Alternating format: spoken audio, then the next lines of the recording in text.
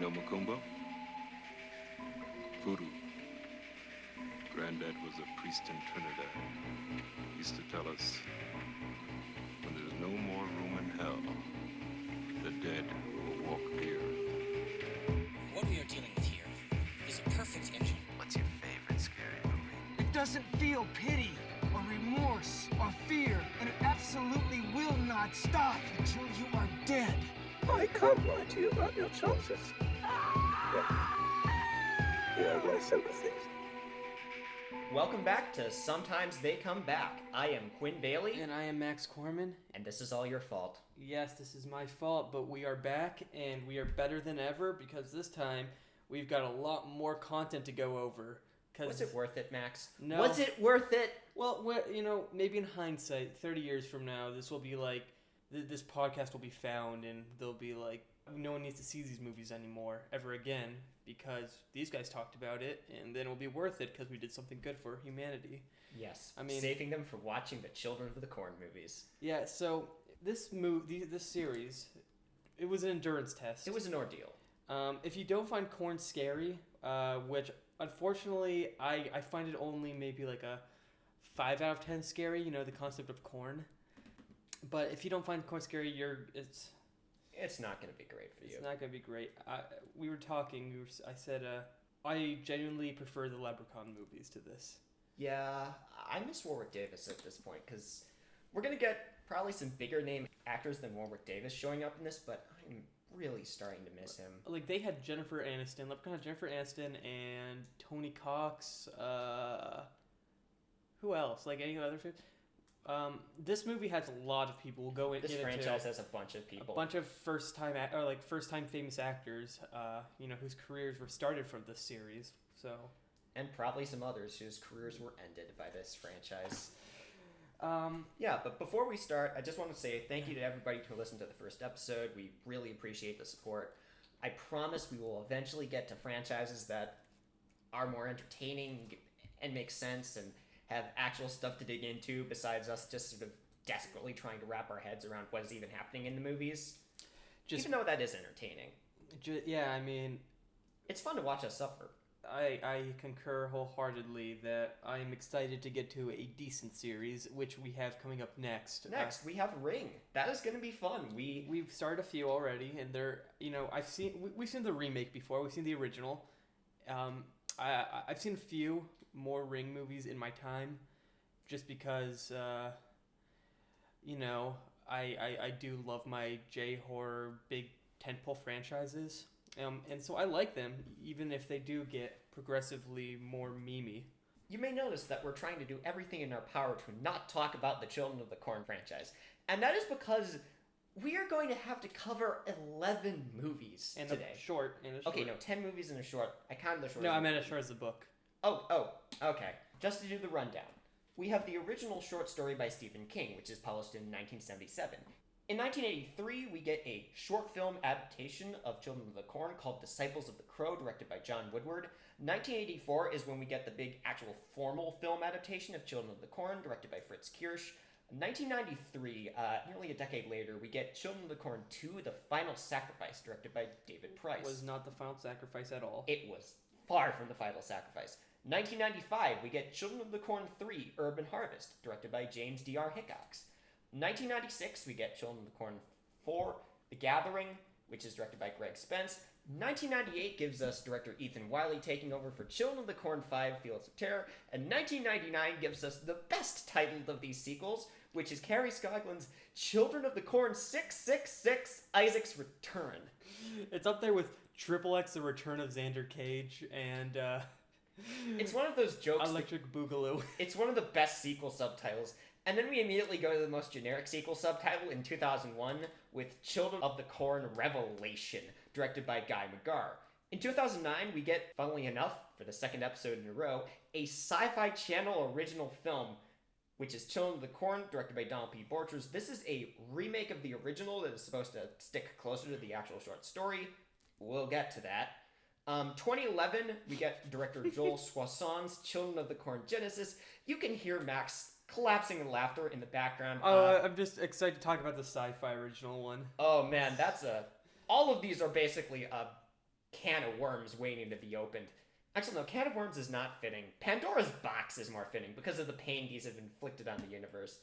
But anyways, August 30th, 2011, director Joel Soisson, Children of the Corn Genesis, and 2018 we get the most recent released Children of the Corn movie, Children of the Corn Runaway, directed by John Gulager. There is also one that apparently came out in 2020.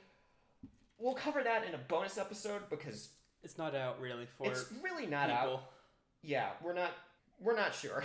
Maybe you could torrent it somehow, but I feel like we would just get a bunch of corn viruses somehow. I don't know how that would work. The but- corn would infect our computers. I mean, yeah, as I said, corn is scary, Quinn. He'll do Piracy is wrong, and also corn is it. scary. You wouldn't download corn.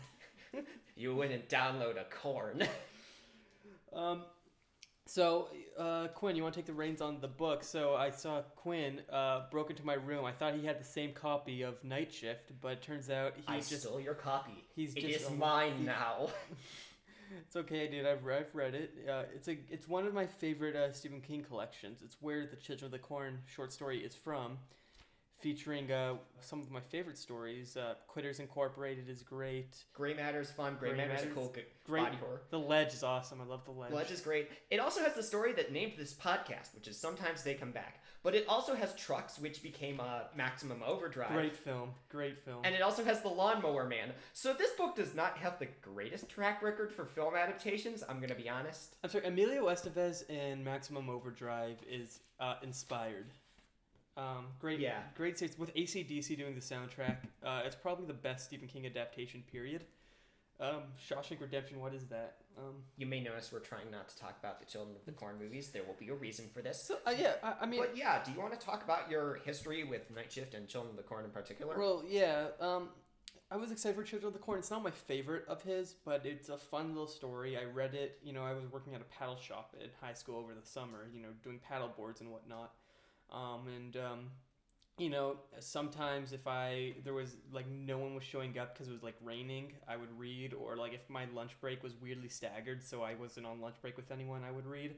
So I got through a bunch of short stories while I was working there over the summer, just sitting on the beach or on a paddleboard reading Children of the Corn, and thinking, wow, corn is truly not scary, or it is truly terrifying.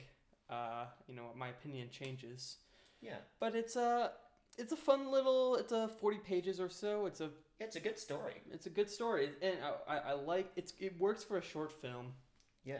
Because it really is, the plot is a bickering couple show up to Gatlin, Nebraska? Where was Yeah, they're driving through Nebraska, this young couple, Bert and Vicky, who are kind of on the rocks with their marriage. And they hit a kid with their car, but something's kind of off because this kid has his just throat slit, so he died before they hit him.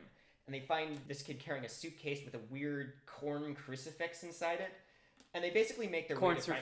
Corncifix. We'll get back to weird corn religious imagery later. But they end up trying to get help in this small town called Gatlin.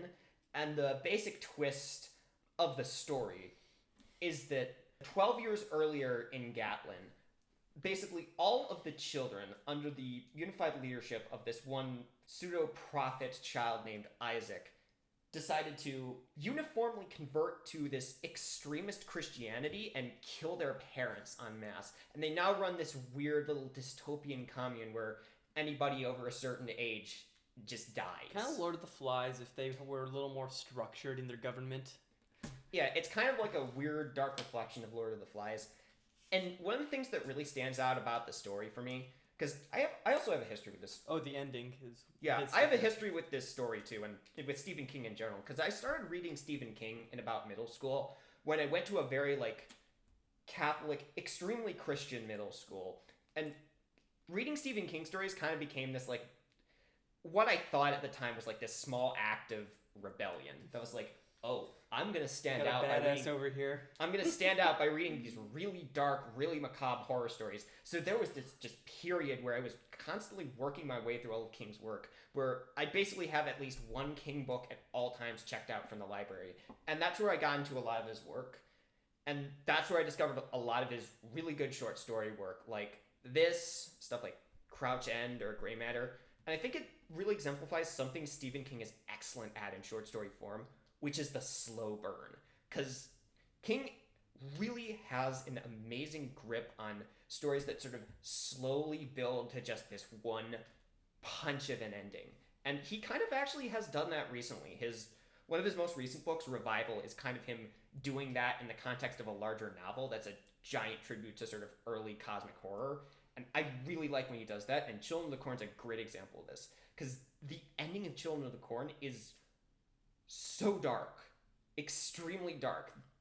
Not only did the villains win, one of the main characters is crucified and used as a scarecrow, and the other is consumed by what might be God, what might be an eldritch entity, something called He Who Walks Behind the Rose, which the children of this town worship as part of their gospel. I like to think he's just like a giant corn, just like a giant yellow corn. Yeah.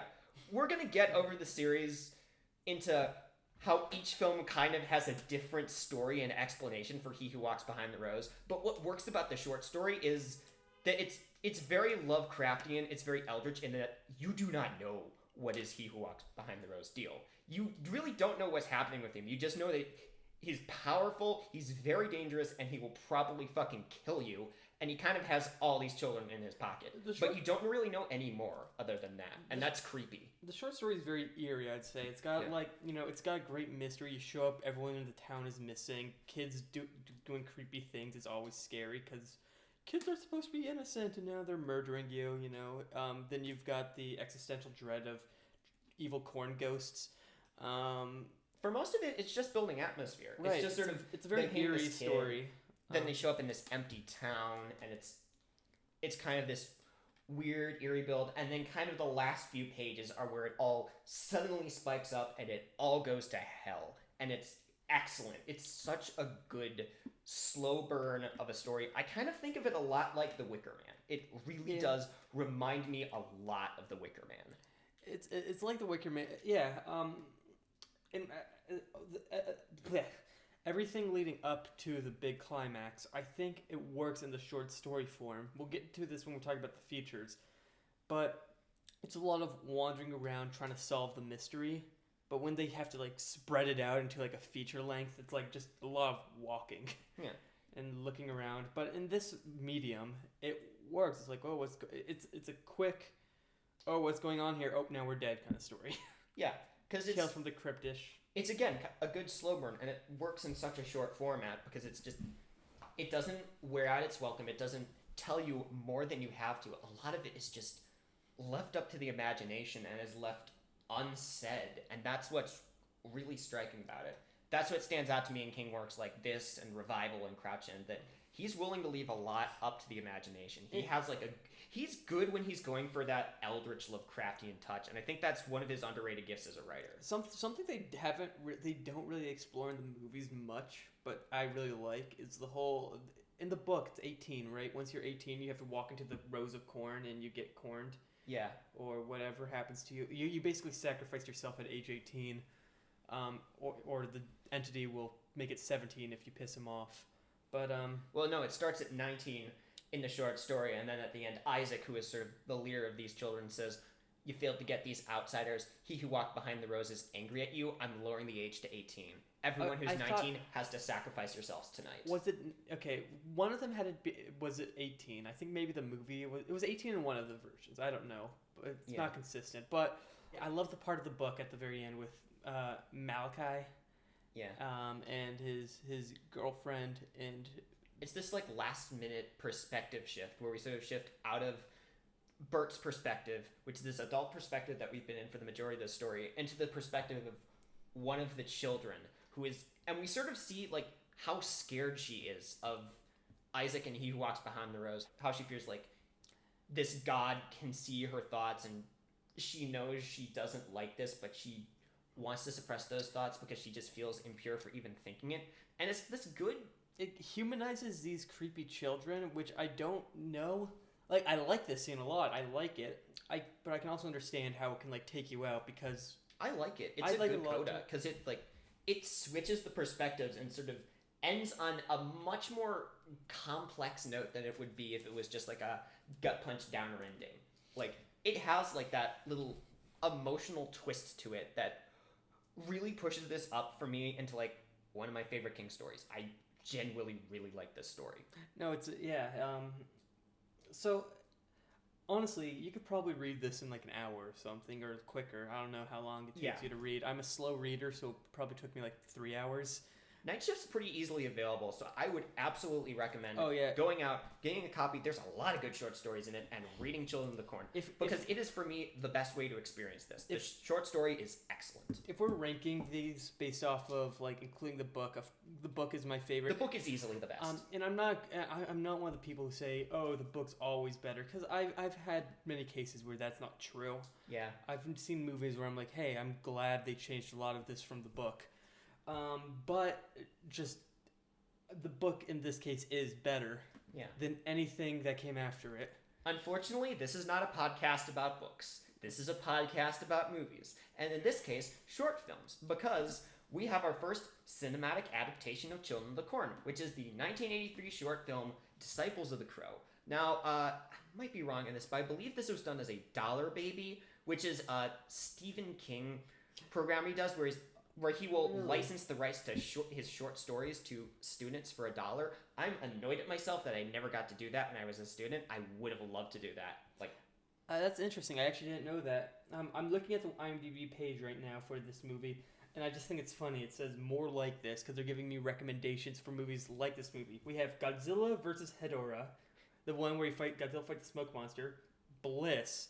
Max has feelings on that film. I really like the director. I do enjoy Joe Bagos, I think is his name. He's a fun director, but I have strong opinions on Bliss. But I don't want to bully, creative people on this podcast. Unless they made Children of the Corn films, or they're the cinematographer of Leprechaun Origins. Oh gosh, I won't talk about Bliss. I'm sorry. Invasion of Astro Monster, and then we finally get to The Boogeyman, another Stephen King short, Day of the Dead, George A. Romero. Then a bunch of other Stephen King shorts, but I just think it's funny. It's recommending a Romero movie and Godzilla films. So for the most part, it is saying modern watch art something house. Else. Watch something else. And then modern elevated horror, with it. We'll get back to that later.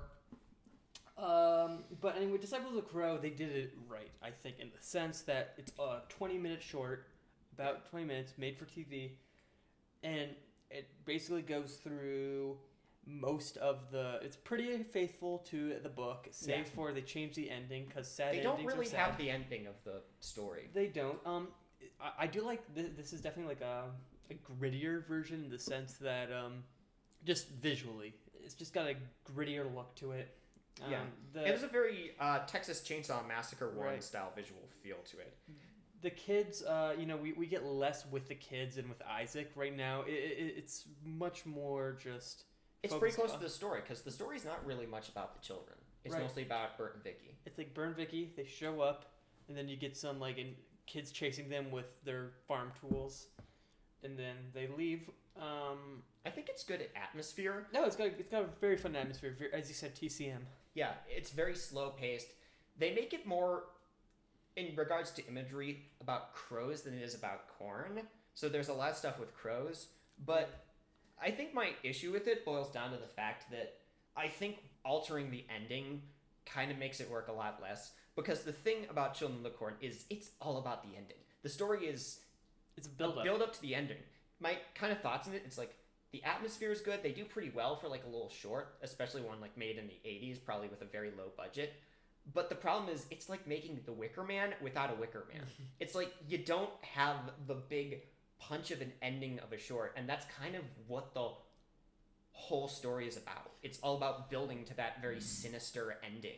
There's some funny stuff with at the very end when they're driving away and there's a corn stuck in the car's grill, and it's like, oh, they're being tracked with corn. I don't know what that meant. Corn has tracking chips. We will learn over the course of this series the magical powers of corn. Was the corn ever we didn't see He Walks Behind the Rose, did we? Or I do not believe so. No, yeah. This is a very stripped down, simple. It's very sparse. There's not a lot of dialogue, not a lot of character stuff. It's just kind of atmosphere, and it's very slow. Yeah, and that doesn't, I love slow burns, but it doesn't really work for this kind of thing. Where slow burns often work when they have a great build up to it, Yeah. or if the characters are likable enough that we don't mind sitting with them in a slow burn. Again, it's The Wicker Man. It's The Wicker Right. Man, where the final characters- 5 minutes of that film are so intense that it's worth it, and it's also got a good mystery. It has interesting characters. Vicky and Bert are, we've now had 4, if you include the book, versions of Vicky and Bert.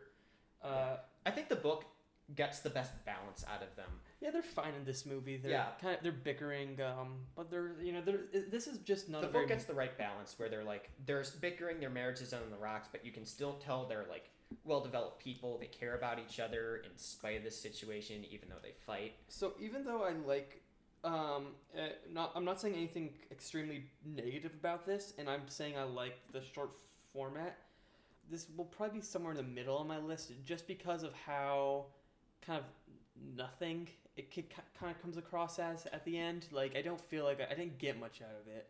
Yeah. It's fine. It's got some good action. It's got a good action chase scene.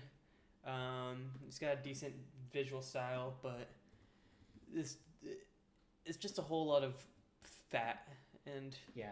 It doesn't have the payoff it needs to fully work, but I like the effort, and I really do like that atmosphere. This has a lot more effort put into it than some of the later films will have. Yeah, and at least this one, this is the one that started it all. No, so I would, I don't know if I would recommend this, but the fact that if it was an hour and a half, I would probably not like it, but since it's so short and has enough good stuff in it, I would probably recommend this. Yeah. As a pseudo, more accessible version of the story where it doesn't challenge you at all. It doesn't have anything very, all themes, whatever. It's just about scary corn and kids. Yeah. All right, Quinn, you want to move on to? We will move on to the most recognized adaptation of Children of the Corn, which is Children of the Corn, released in 1984, directed by Fritz Kirsch, starring Peter Horton, Linda Hamilton, R.G. Armstrong, and John Franklin. John Franklin, is that Isaac? Yeah, John Franklin is Isaac. This is the only one in the series to have above 5 stars on IMDb, so that just gives you the quality we're talking about. And this is not above 6. This is below 6 stars. Yeah. But that's what other people say. We form our own opinions. Yes, we form our own opinions. Well, we want to take the reins on this? Oh, you want me to, right? We'll split it. All right. Well, yeah, this is a fairly faithful adaptation of the book. The ending's changed a bit. The ending's changed a bit, but we still have it's still pretty fun. The ending, just because we got the ending people goes being a bit swallowed by the earth, explosions with faces on them. The ending decides, okay, we can't really do the dark ending of King's story, and also we need something even bigger to justify the build into a short film. What do? Let's go crazy on the ending. The ending of Children of the Corn 1984 is quite wacky, is the way I would describe it. I have in my notes, Isaac turns into a Ramiro zombie. Yeah, the ending to this, if the ending to the book is, oh crap, this is messed up, I won't be able to sleep for a week, this ending is hilarious. This ending I love this ending. This ending is the most low budget 80s movie. Let's turn it into an action movie now ending. The final scene, the very final part, after you think they escape and they have the killer comes back for one last scare, they knock out a child with their door, and then no one says anything, they just drive off. They ended on a one-liner. Did they? What did they say? I forgot. I can't remember what the one-liner is, but I know they ended on a one-liner. But yeah, this was the same year. Linda Hamilton did the Terminator. She plays Vicky. Yep. So this was, this is the first, example of an actress kind of getting her start in this. Yeah. I'm sure her career would have been fine if it was just Terminator, but yeah. She's fun in this movie, but the real star is John Franklin, who plays Isaac.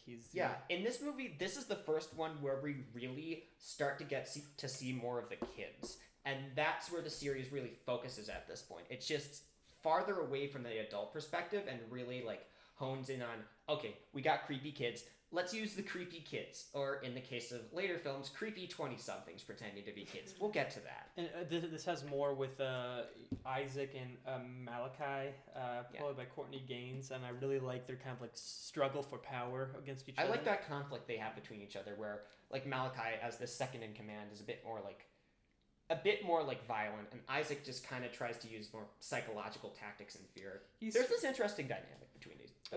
John Franklin was actually he was 24, I think 24 when he did this movie, and he just for genetic reasons, I guess, he looks like a kid in this movie, and he is fantastic, and I'm so glad they brought him back for 666 Isaac's Return. But yeah, the acting's pretty good in this. This is the most polished of them. Mostly from him, yeah. Honestly. This is the most polished of them. This is the one that kind of looks the most like a traditional theatrical release. Yeah, it's got some decent atmosphere. I just kind of think that, like the short, it's a bit slow.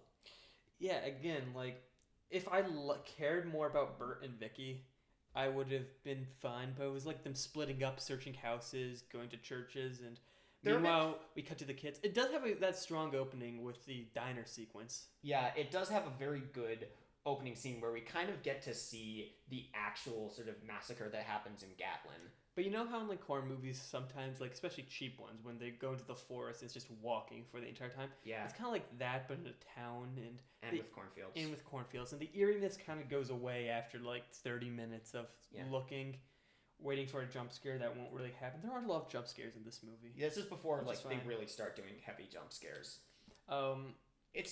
It kind of is a little bit slow, but I think I do prefer it to Disciples of the Crow. I think it's got some good acting. The characters are likable enough. It's not great, but it's like at least entertaining 80s horror. It's got the ending. It's got a good crazy ending. I do think if you cut this down to 40 minutes, like just massacre this movie into 40 minutes, pun intended, it could be like the best one. It's maybe, I don't know. I'll tell you my rating at the very end, but it's a fun little movie. It kind of proves to me that Children of the Corn for me is like a story that would work best in adaptation as like an anthology series episode, as something like Twilight Zone or Tales from the Crypt or Creep Show, something that would really work in like the context of an anthology. But yeah, I don't have a lot to say about this movie because this is kind of the standard Children of the Corn. This is very basic. This is what you think of when you think of the series. And it's a very traditional, very by the book 80s horror film. Yeah, I don't think it's the best one, but it's decently made. It's got a couple good moments. It's got some good acting. It's at least entertaining. Understand what's happening. That I'll agree. You understand what's happening. Entertaining. It gets entertaining. It has entertaining moments. It has entertaining parts, but it really balances out with the doing nothing. Yeah, it's just not enough happening for me. I mean, yeah, it's just barely over 90 minutes. Yeah. But not enough happening, though, is not something that can be said of our next movie, which is Children of the Corn 2, The Final Sacrifice, a film in which, very possibly, too much is happening. Children of the Corn 2, The Final Sacrifice, with 8 more on the way. 8 more final sacrifices on the way. There's a lot more sacrifices after this one. So this one is like, it's clearly a direct continuation of the first one, whereas other ones can be like in their own universe. This one starts off like right after Linda Hamilton and what's his face, Mr. Actor Man. No, this takes place, I think, a couple years afterward. A couple years, was it? All right. Sometime after, because the plot of this film, it takes place in Hemingford, Nebraska, which is near Gatlin. Basically, after sort of the collapse of Isaac's cult with Isaac's death near the end of the first film, basically all these children are sort of left leaderless, and so the citizens of Hemingford take these kids in, decide, okay, we're going to rehabilitate them. Right, so like some of them were adopted, but like were all of them adopted? And also, why was there no psychological evaluations? And like, why was, I don't know, I just think that's a weird idea to just say, hey, these kids who murdered a bunch of people were like in a cult, yeah, just give them to that old couple down the street. They'll love it. Max is bringing up a very good point about this film, which is that the plot is a bit bonkers. The plot, a lot happens in it. So basically our plot is like, these kids have been taken in by these people in Hemingford. There's a reporter who's in town who's estranged from his son and is looking into a story about these kids. And then a series of weird deaths start happening around town that are seemingly caused by all these children who have a new leader who is named Micah, who is possessed by a demon, or possibly possessed by he who walks behind the rose. There's a scene where he gets sucked into weird 90s CGI hell for a second. Right, but wasn't it also possible that it was just like the green corn makes Yes, you because crazy? there's also a plot. A cornspiracy. There's also a cornspiracy going on here, as Max says, where there is toxins growing on the corn that is making the children go crazy and want to kill people. And then the sheriff is trying to cover it up from this reporter and a Native American researcher because he... Why is he covering it up, Max? Because they want... So they're trying to... There's enough bad corn that if they didn't sell the bad corn, they would lose money. So they put it with the good corn to stretch it. It's like a drug cartel, but for corn. Look, the filmmakers have seen Jaws, is what you need to know. The filmmakers saw Jaws and were like, we're going to do the thing with the mayor. They from tried to Jaws murder them by tying them to a post and running them over with like a... harvester. That's wild. That brings me to one of my favorite parts of this movie, which is that this movie has some of the funniest death scenes in film history. This is a movie that has slasher kills, but all of the slasher kills are running on Looney Tunes logic. They drop a house on a woman while she says, "What a world! What a world!" And They then you just literally see her do the shoot. Wizard of Oz. They not subtly. It's not like a haha Wizard of Oz homage. It's a direct reference to that movie. There's a person who gets impaled with corn stalks. There are multiple people who get impaled with corn stalks. Corn's a weapon in this movie. Corn is a weapon in this movie. So add that to the new list of corn's properties. Possessed corn stalks. Possessed corn stalks. Characters are nearly run over with corn harvester. There's a voodoo doll. And then we haven't even gotten to the funniest death scene in the movie. Best one in the whole series. Maybe the best scene in the whole series, which is the wheelchair scene, which is a masterpiece of unintentional physical comedy. There is a scene in this movie where the children are trying to kill an elderly woman. And what they do is the woman has a remote control wheelchair. So they take the wheelchair and start making the woman do donuts and wheelies and drive out into the middle of the street. And it's just very wacky. And then they stop the woman and she catches her breath as there's just an 18-wheeler barreling down towards her. But that's not the funny part. The funny part is, and when this is uploaded, I will upload a drawing onto our Twitter that explains why this doesn't make sense. The truck hits the woman as she's sort of in the middle of the street. She goes flying down the street, and then between shots, turns 90 degrees in midair, breaking all the laws of physics in the process, and then goes turns into a dummy, and goes flying through a window. I think something explodes as well. It is the wackiest death in the whole franchise, because again, all the deaths in this movie run on Looney Tunes logic. Some of you might be thinking, guys, like an old woman just got hit by a truck and you're laughing, and you just have to see it. Yeah. We're not being morbid here. We're not being mean to old people. We don't hate old people. We just think that it is literally every death in this movie is staged like a Bugs Bunny joke. At any point, I expect Elmer Fudd to come on screen. That's how ridiculous the deaths are. And it's very entertaining. I don't think this is It's funny, and I'm tired of pretending it's not. This series has turned me into the Joaquin. Joker. Yeah, he's turned me into Joker. Yeah. Edgy. This movie just has a plot that's complete chaos. There's a lot of very weird death scenes. There's the whole cornspiracy. The nosebleed scene was pretty good. Oh yeah, the nosebleeds. Oh god, the nosebleeds. Yeah, so in this story, we got like two plots here. We got kids go to Gatlin, are adopted. One kid gets possessed / goes crazy. Other kids follow him? They follow him because green corn. They follow like him because also Children of the Corn. They follow him because it's a Children of the Corn movie. And then they start killing people, and then they... meanwhile, there's the conspiracy with the main character and the... Who's estranged from his son. Who's estranged from his son, who... There's another plot there. The kid falls in with these Children of the Corn. It's like an after-school special plot, but the after-school special is trying to teach you how not... peer pressure and how not to get your friends to talk you into a death cult. And there was he fell in love with like one of the local girls, and they're like, now you have to kill her for some reason, but he won't because he doesn't. I don't know. There's so much happening. And then remember the ending where there's ghosts now. So I watched a video before this, or not before, yeah, a few days ago, because I wanted to do some research on behind the scenes, and I just thought some of this was funny. This was shot in North Carolina, specifically because the child labor laws there are much more lax, so they can keep the kids there for longer periods of time. Also, this movie, the director Price, this is, right, that's his name? Yep. This is where he met director, what's his name? He met director Mark Jones, and he agreed to help produce Leprechaun, bring it back, bring it all together. It all connects. It all connects. And I just, those are just like two fun facts I thought were funny. Also, the co-writer of Children of the Corn 2 produced a lot of stuff. He produced early Brian De Palma with home movies. He produced the 2 Tales from the Crypt movies, of which I've seen Demon Knight, and Demon Knight is actually pretty good. That's a pretty fun, like, 90s horror comedy. He produced the remakes of House on Haunted Hill and 13 Ghosts. He produced Ghost Ship, and then he turned to superhero movie producing and produced Constantine, Superman Returns, and Valkyrie. So, it was involved with Bryan Singer. Make Valkyrie. of that what you will. Valkyrie, my favorite superhero movie. But yeah, this movie has a strange history behind it.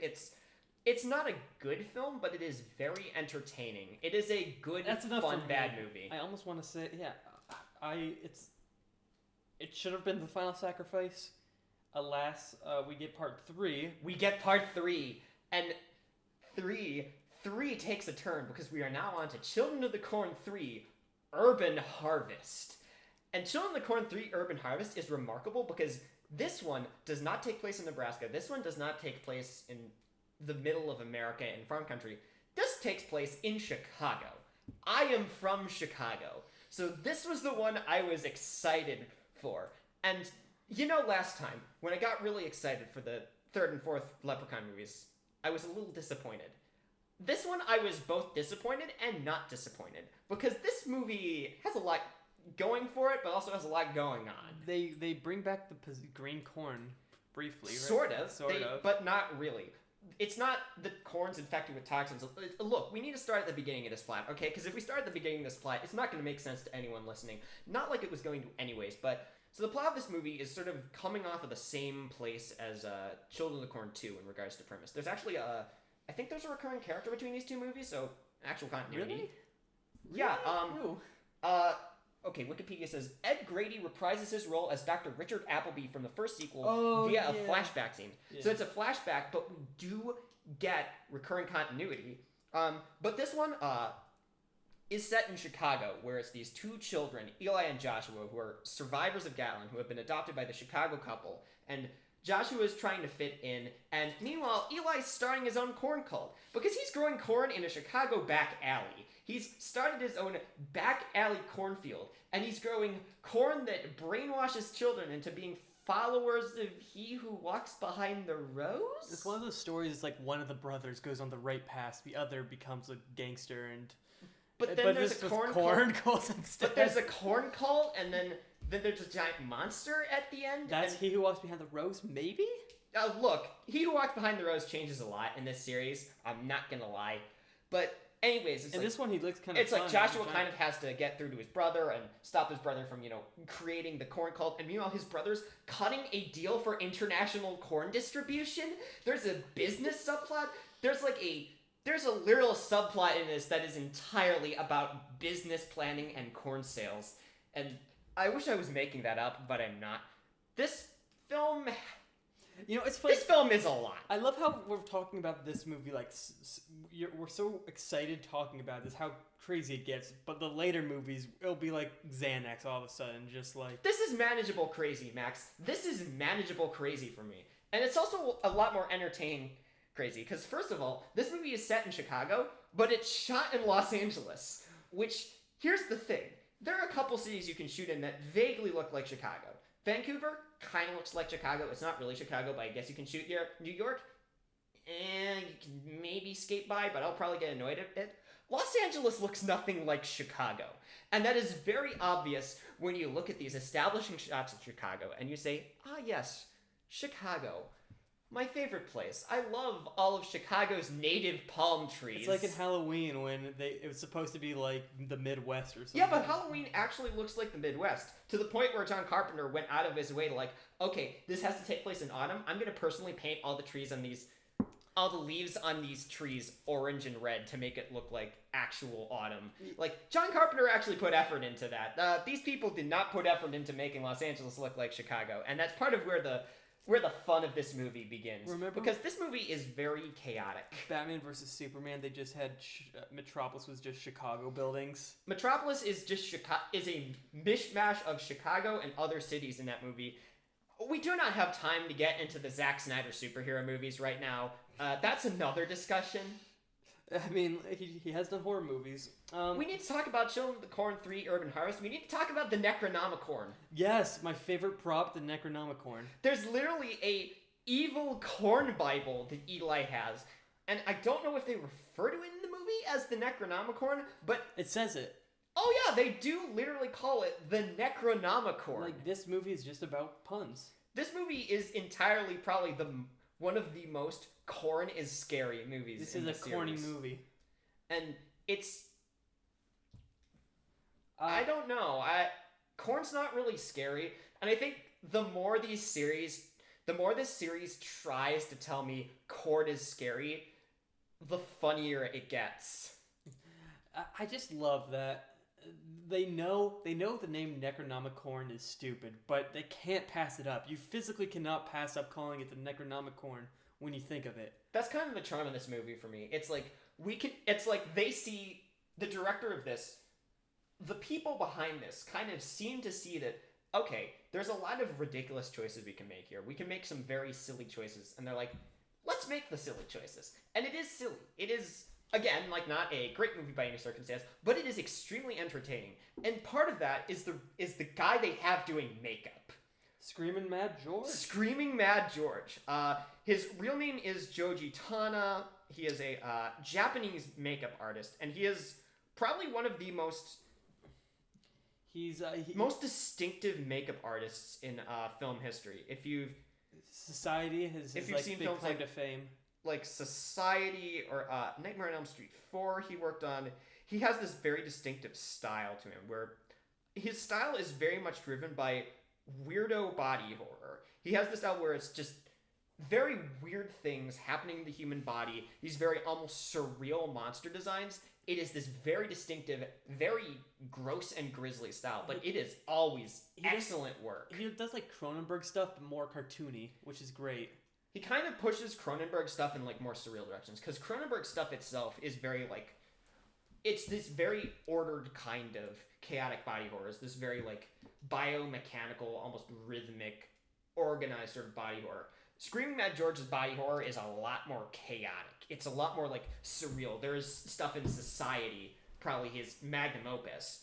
That looks almost like a Salvador Dali painting, but with human bodies. This has probably the coolest kill in this, which was when the guy's spine got like they were in the field or whatnot, and then like he got turned into like a big scarecrow monster thing. Yes, that was really good. There's genuinely some actually creepy scenes in this. This is like.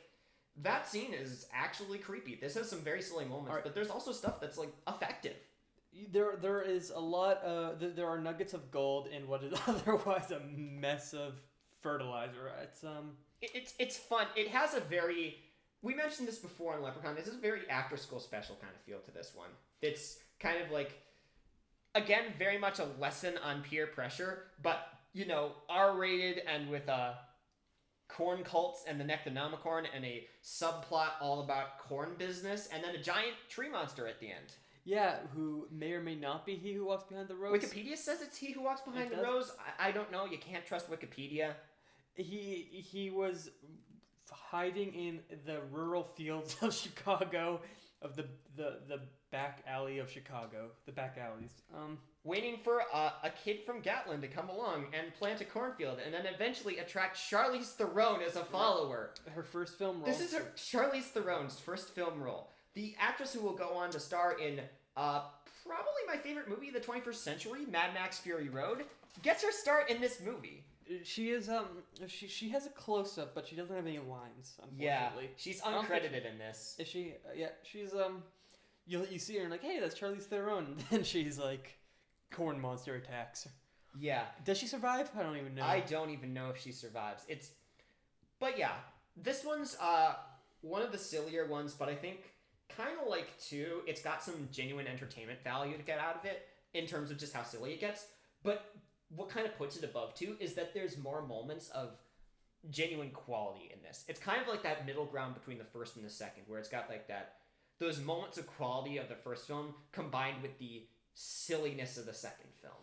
Yeah, I'm always mixed when they like Children of the Corn is distinctively like rural farm areas and whatnot. And moving into Chicago is an interesting choice. I think they should go to space next because they have not yet gone to space. Yet.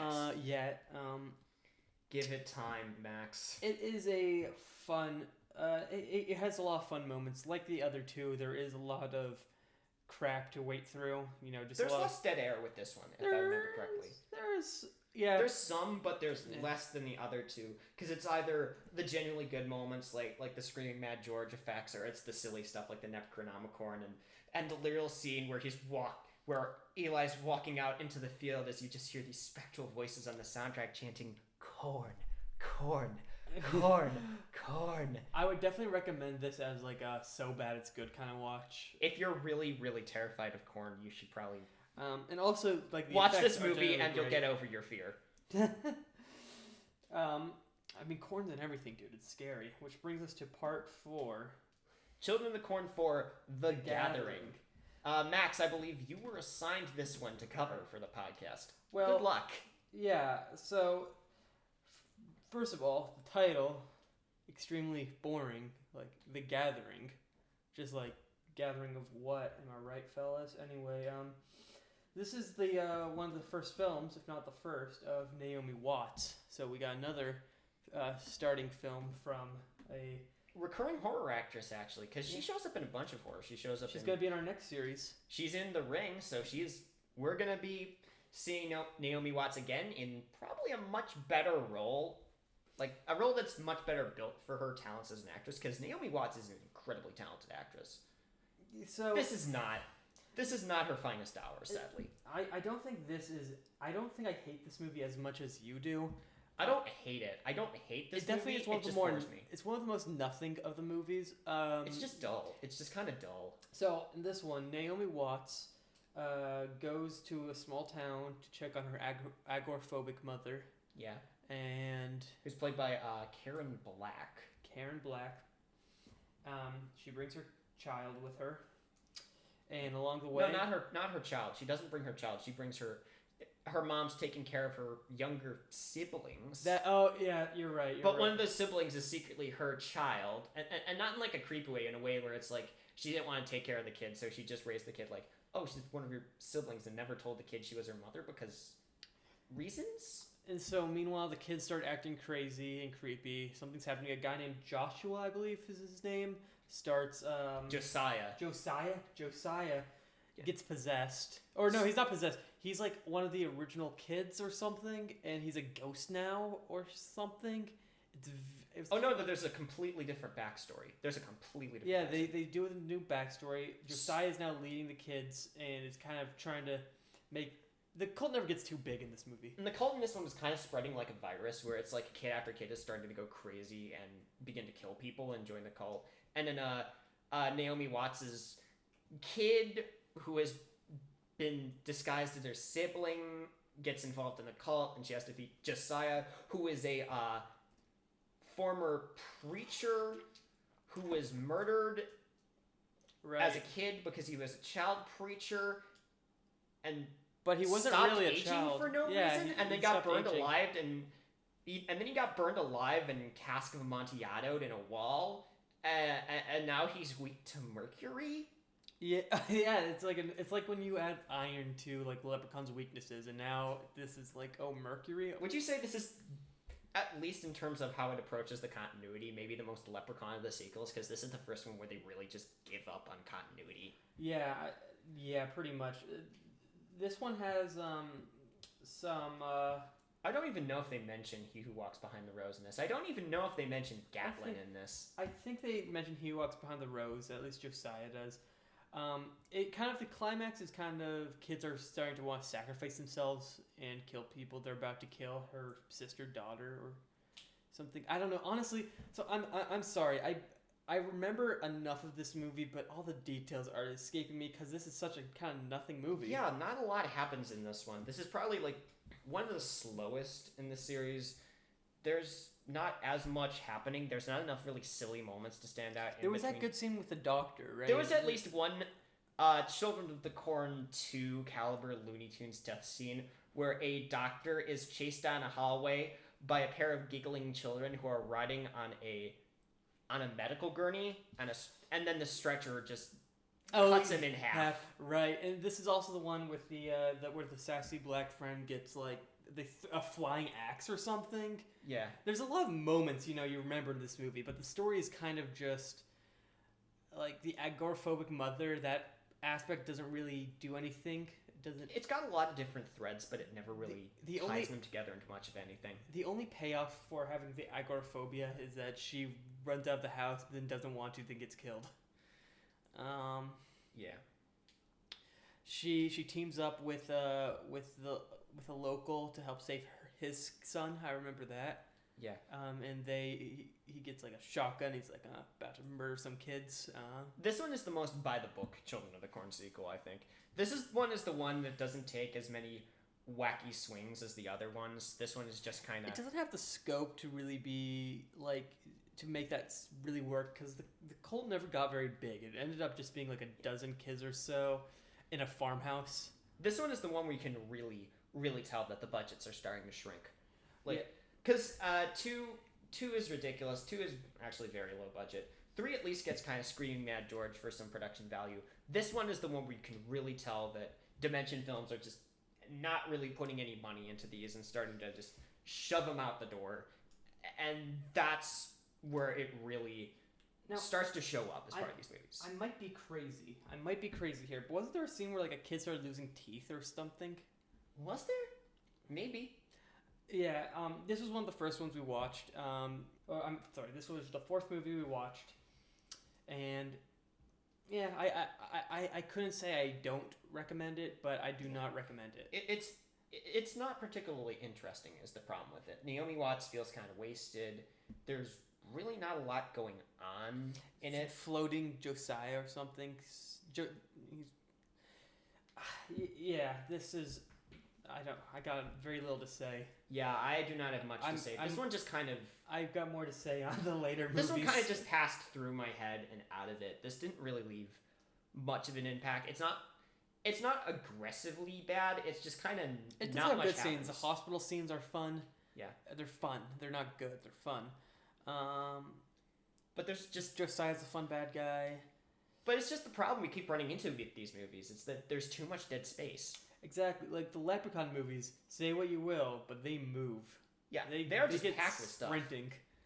And these are just like, you're waiting to find those nuggets of gold, which most of the movies have 1 or 2 good things to say about them, or moments. Not all of them, though. Yeah, unfortunately. So I would neither recommend nor recommend. Or I would neither recommend nor not recommend this movie. It could be fine if you have it on the background and you. It's good background noise. It's background noise. Like if you're drawing or something, or you are working on your Tinder profile. I don't know what you're doing when you watch horror movies, but I'm just working on my Tinder profiles, obviously. Let's go to part 5. Oh yeah, part 5. Children of the Corn 5, Fields of Terror. So this is 1998, the year I was born. So, as opposed to the other Children of the Corn movies, which are at least kind of trying to go off the model of the previous films or trying to make wilder swings, this one is a pretty straightforward slasher film. So the basic plot of it is that we've got a bunch of teenagers who are sort of lost in the middle of the U.S. They turn up in this town called Divinity Falls, which is kind of Gatlin 2.0, where it's just the kids are running the town. It's seems like a lot of refugees from Gatlin. The kids are worshiping He Who Walks Behind the Rose again. There's a kid who may be possessed by He Who Walks Behind the Rose. He's like the son of, what's the actor's name? One of the Carradines. David Carradine. This also has a very young Eva Mendes in it. This has Fred Williamson. The Hammer. This has Ahmet Zappa, the son of Frank Zappa. Yeah. This has a very brief role by Kane Hodder, known as Jason from the later Friday the 13th films, who also does the stunt choreography for this film. This is the one with the strangest cast. It's probably my favorite cast. You got the Hammer, you got Kane Hodder, Eva Mendes, and the Zappa. Yeah, it's a eclectic cast for what is basically a very traditional slasher movie where we've just teenagers, car broken down, they show up in this town, they're trying to figure out what's going on with He Who Walks Behind the Rose. One of them is... which we know at this point, we've seen it for 4 movies, even though the continuity changes. One of them is trying to find her brother... Right, who's about to be sacrificed because it's his 18th birthday. Yep. Yeah, this is 18th. They brought that back, and I like this that. This is actually 18th. Wikipedia says it's because it's following after the first film, where they lowered the age to 18 from 19. I don't trust Wikipedia on that, but whatever. So this might be a direct sequel. This might be like a Halloween 2016.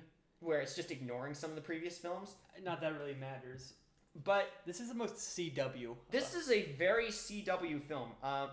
My notes included basically Riverdale. And this is kind of what it is. It's like kind of got that 2000s TV look where it's like kind of a little bit overlit. It's kind of like bit flat on like a visual level. It's got like all of this like teen drama with quippy dialogue. It has a lot of like very oversized emotions.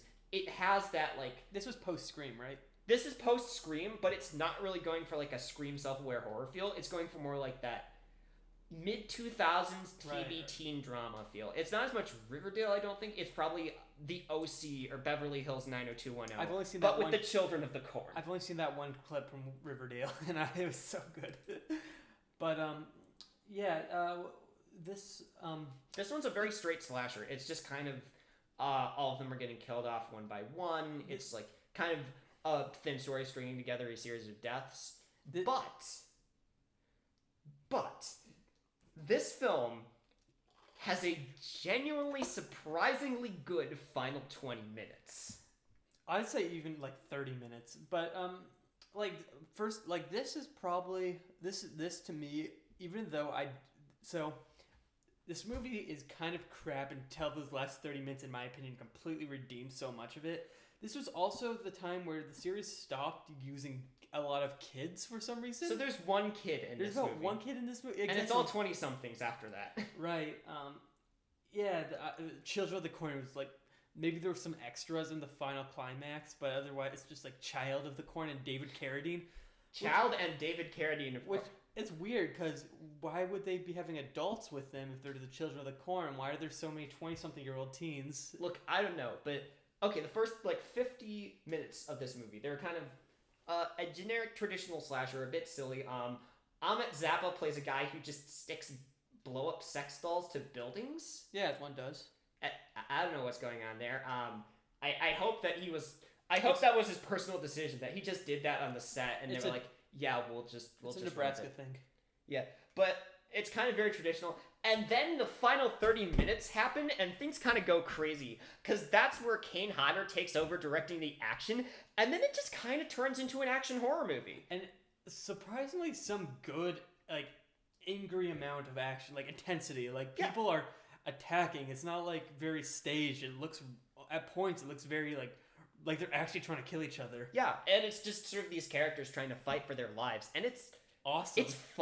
It's fun. David Carradine's head turns into the thing. It has a crazy body horror scene where David Carradine's head splits open, and then a weird bud of flesh comes out of it and turns into a flamethrower and burns a hole through Fred Williamson's head. And I don't know why that scene happened, but it's like a good sudden shock. It reminds me almost of something that would happen in The Thing. It's this good sudden body horror shock scene. And then the rest of it's just really genuinely effective Without hardcore, high-stakes horror action. Without the flamethrower, it's like I could 100% be in the thing. The flamethrower makes it goofy and awesome. I love the flamethrower, but the last 30 minutes of this are so over the top, and He Who Walks Behind the Rose is just a bunch of fire. He Who Walks Behind the Rose is just a bunch of fire in a corn silo this time. They stop him by blowing up the silo, which somehow works. Which is literally the only way they could end this, with an explosion. Because that's the direction this movie goes in the last 30 minutes. One of the teenagers, reads the Bible and gets, indoctrinated or something. That's Eva Mendes, I think. Eva Mendes is the one who just sacrifices herself to He Who Walks Behind the Rose, which has again changed in this film. It depends on which film, whether he's possessing someone or is a weird hand-drawn animated sky ghost screaming cloud in the first movie, or if he's a tree monster in a third movie, or if in this he's just like a bunch of sentient fire in a corn silo. Look, I don't know what's going on with He Who Walks Behind the Rose. He has a lot of forms. He just can't pick one. Yeah, he's indecisive. I mean, maybe he's like a trickster god from mythology. Maybe He Who Walks Behind the Rose is supposed to be Loki from Norse mythology. The biggest trick is us watching these. There was that really intense scene where the guy who reminds me vaguely of Matthew Lillard, but maybe just because he's kind of goofy and hammy. In this role, he's under the car, and they're trying to stab him. That's a good scene. And then he just they blow up. He blows I don't know. He blows everybody up. Right. That's intense. Honestly, I love these last 30 minutes. If it was just these 30 minutes, this would be my favorite of the series. Yeah. It's just crazy, over-the-top action, and it's enjoyable. It's the most fun I've probably had with these movies. Yeah, I mean, Kane Hodder should just direct these movies. He should 100%, because... Yeah, I don't know. I really enjoyed the last bit of this movie, even though it was a lot of waiting. You had that whole subplot where she had to save her brother, and he was about to sacrifice himself. He wrote in a Bible something, and he hit a coded message that said "help" in a Bible. And how she get it was just how did he hide it? I don't remember what the message was, but I remember it was something like it was the first letter of each word or something like that. Was that it? All right. Well, he was really banking on her trying to solve that when she should have just wrote "help," but. It was at least made more sense than the coded message in Geostorm. Max, we do not have the time to bring up Geostorm. We will be here all day if we try to unravel Geostorm. We have to unravel Children of the Corn Revelation. We can't do that in Geostorm in the same podcast, Max, or else we'll explode. So yeah, Children of the Corn 5, Fields of Terror, I would recommend it. Yeah, that's the most... This is the last one I will recommend. Yeah, this is probably... Do I recommend this or not? I mean, I'd recommend this if you're willing to skim through the first 50 minutes. Yeah, watch it on 2.5 speed. I don't care. Just... Watch it on fast forward for the first 50 minutes, and then just enjoy the ridiculous over-the-top action in the last half hour. It was legitimately well choreographed. Really well choreographed action. One really cool body horror scene. Enough ham and goofiness.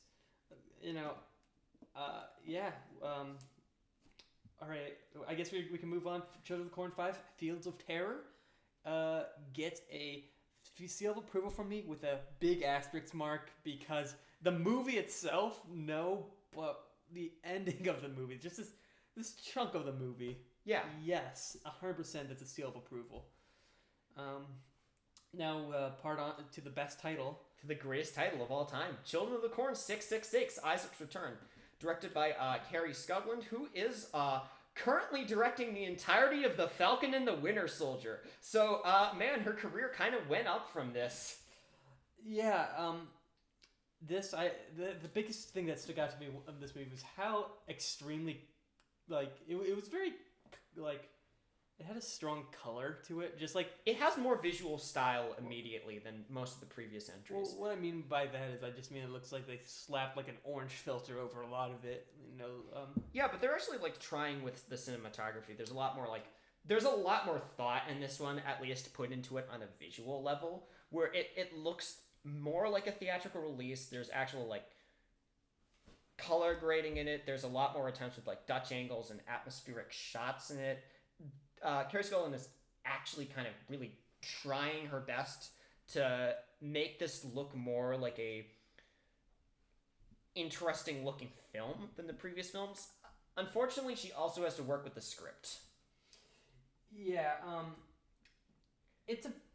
You want to explain what the plot is? I'll try, but, this one, again, we do have some, actors appearing in it, but this time, instead of getting, famous actors before they were famous, we get, sort of, some cult favorite genre film actors. We get Stacy Keach, who has appeared in a lot of 70s and 80s sort of grindhouse films, and we get Nancy Allen, who is known for playing the female lead in RoboCop, as well as appearing in multiple Brian De Palma films. Right, but this did not start Nancy Allen's career. This did not start her career, so this is kind of more like... This may have ended it. This is more people who have appeared in genre films before. It's kind of funny that I said jokingly this may have ended her career, but now I see after this movie, she worked till 2003 and then one more movie in 2008. So after this movie, she didn't do a lot. Oh God, no. I mean, she's a good actress. She is a good actress. Nancy Allen's good. I like a bunch of the movies she's in. I like her in RoboCop. I like her in Blowout. Like, she's good, and she's at least trying in this film. More importantly, though, who we get returning?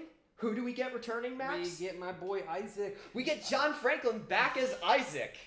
And all grown up, and who has apparently been in a coma since the first movie, despite being a zombie and then in blown the first up. movie? No, it was just a coma. It's just a coma. It's so yeah, the plot of this movie is about Hannah, who is the first kid who was conceived by any of the kids in the Gatlin cult. She's literally a child of the Children of the Corn in this, who's going back to Gatlin to try and track down her real mom, who is played by Nancy Allen, and then there's kind of a conspiracy all around it because she's prophesized right. What was the prophecy? The prophecy was that Isaac's kid would have a kid with the lead. It's that Isaac's kid is going to have a kid with her, and then that kid's gonna be he who walks behind the rose, or the Antichrist, or the kid's gonna be the kid of he who walks behind the rose. I don't understand. I don't understand prophecy plots. I don't really like prophecy plots. It just kind of takes all the suspense out of movies for me, and that's like a problem with this. But anyways, besides that whole prophecy thing going on, we have Isaac waking up from a coma and then trying to take control of the cult. So yeah, what I think with this movie, there's something that kind of bothered me about this movie, in that Hannah, she's been prophesized to have a kid like the Antichrist as her baby. He walks behind the rose. People are dying around her. This guy in a coma finally wakes up and is like doing all these evil things. And then every time he sees her biological mom, who keeps saying, "Yeah, I sent you away to protect you," she keeps saying, "Why'd you give me up?" And I'm like, that's not the point at the moment. People are dying. And she's just like, "But Mom, why?" He's like, "I was trying to protect you. It's obvious people are dying now that you're here." Yeah, there's a lot of weird stuff about the plot in this movie. There's the thing where they literally have that conversation where Isaac wants to conceive a child with Hannah as part of a pure race, and there's just weird Nazi overtones to it. Right. So I guess Isaac's a white supremacist now. And then there's literally the whole romantic subplot where Hannah falls in love with what's his name? Gabriel, who is a biker in the town. He's kind of her romantic interest. And then the ending happens where it turns out A, Gabriel was secretly he who walks behind the rose the whole time, and B, Gabriel is on some Jim Carrey in the 90s levels of overacting. It was such an obvious twist that, like, yes, he's Isaac's son, and he will be the prophecy, not the other guy. He's Isaac's son, but he's also possessed by he who walks behind the rose. Also, and he and Hannah do have a child because they have sex in a sex scene that you described to me as an extra scene from The Naked Gun. Right, yes. They just had all that hilarious, like, provocative imagery. It's like, I was just, like, waiting for, like, the Hitchcock train going into a tunnel just scene. The ending shot in North by Northwest would have fit perfectly, because they're just cutting to everything they can find in the B-roll that vaguely looks like people having sex. So bad. It's ridiculous. In this movie, Isaac isn't really the main bad guy. He doesn't wake up till like a third of the way in or Isaac's something. plot is kind of disconnected from the rest of the movie. Isaac's kind of off doing his own thing for most of the He's still film. fun. He's not as fun as when he was like playing young Isaac. But he still knows what he's doing. He knows his role. He's calmed down, I feel like, in his role a bit. He's calmed down a bit. He's still kind of hamming it up a little, but that's fun. I don't mind that. I don't mind him adding some entertainment value to this film. This movie, you have to be, if you watch these movies because you want to watch fun death scenes and kills, you have to be very patient because this movie. This first one's like in 50 minutes into the movie or something. Yeah, this movie kind of has too much going on in it and also not enough because the plot's overly complicated, but it's also very slow. And again, it all comes back to my issues with the whole prophecy narrative because I think it takes a lot of suspense out of the film because, okay, it's prophesized. The character's going to do this. This is how it's going to end. And that's kind of always my frustration with these stories. It takes the suspense out of them. And at the end, after even though it was like his plan to blow it up, she's like, yeah, I'm going to keep this baby and raise the Antichrist, basically, because... Is she possessed? I don't think she's possessed. Because the writers watched Rosemary's Baby. Yeah, this is Rosemary's Baby, this is not. I don't remember. Did this one have, like, a lot of actual kids? I think they were mostly just 20-somethings again. I think it was, again, sort of not too like many maybe kids. One it was or two kind of a kids. mixture. It was kind of a mixture between actual children and 20-somethings. Because a lot of the bad guys, like the police officer, she was just an adult. Like the townspeople, which were not a lot of people, were like the bad guys. The whole "you die at 18" narrative is not in this one, really. Yeah, it's just kind of they've reached the point where it's just, yeah, we'll take anybody. We don't really care. That 18 thing, that doesn't matter. Get in here, join the cult. Just worship he who walks behind the rose, okay? We need the membership. This is just the he who walks behind the rose cult going through like a membership drive. This one, he walked behind the rose. We walked behind the rose is not some giant tree monster this time or fire. He's just a guy. He's just a guy who overacts a lot and kills Isaac by pretending to be on a game show. Yeah, there was I do not recommend this one. Yeah. This also starts our trend where it starts out and we say like, oh, maybe this could be the best one because like something interesting kind of happens in the first 5 minutes or it's got a unique style, and then it quickly becomes one of the worst ones. This is the beginning of something that I would apply to these films, which is the Children of the Corn inverse rule, which I've developed, and it goes as follows. The more visually striking a Children of the Corn movie looks, the more work they're clearly putting into the cinematography, the less sense it is going to make. Because this one and the next one are the two most visually striking movies in the series, and they're also probably the most incomprehensible movies in the series. And that gets taken to an extreme. With our next installment, I see Max is just downing the rest of his coffee. He's gonna need it, because we're talking about Children of the Corn Revelation, released in 2001, directed by Guy Magar, and oh god. Oh no. Okay. This movie has Michael Ironside in it. This movie has... But... This movie technically has Michael Ironside in it. Alright. This is one of the most frustrating cameos. We'll explain the plot, and then I'll explain why the only thing that's frustrating to you? The only thing that's frustrating about this movie is... That's the only thing? No, a lot of this is the most frustrating cameo. I don't think you did say it was the only thing, but yeah, this entire movie... Okay.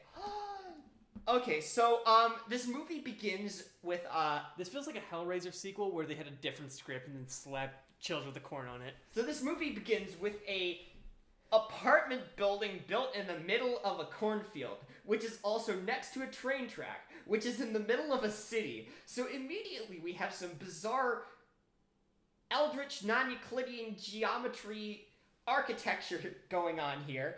I don't know what's going on with this city. Wikipedia says it's Omaha, Nebraska. I don't know what the hell's going on in Omaha, Nebraska if this is happening. But there's an old woman who goes outside in a thunderstorm in this apartment building in the middle of a cornfield by train tracks in the middle of a city.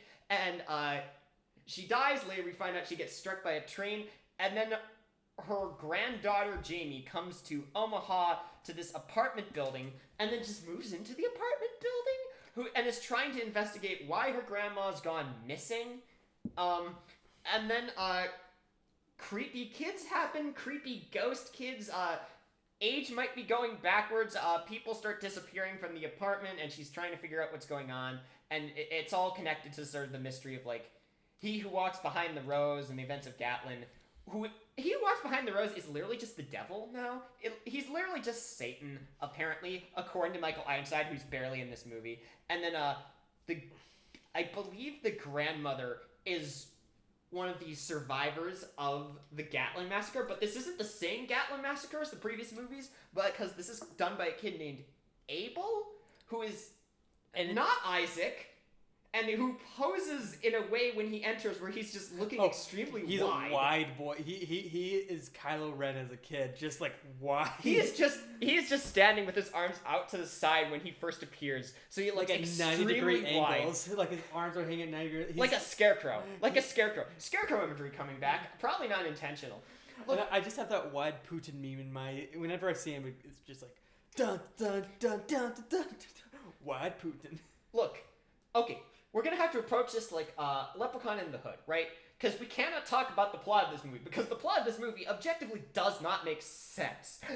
What we need to talk about... Oh, no, it makes sense.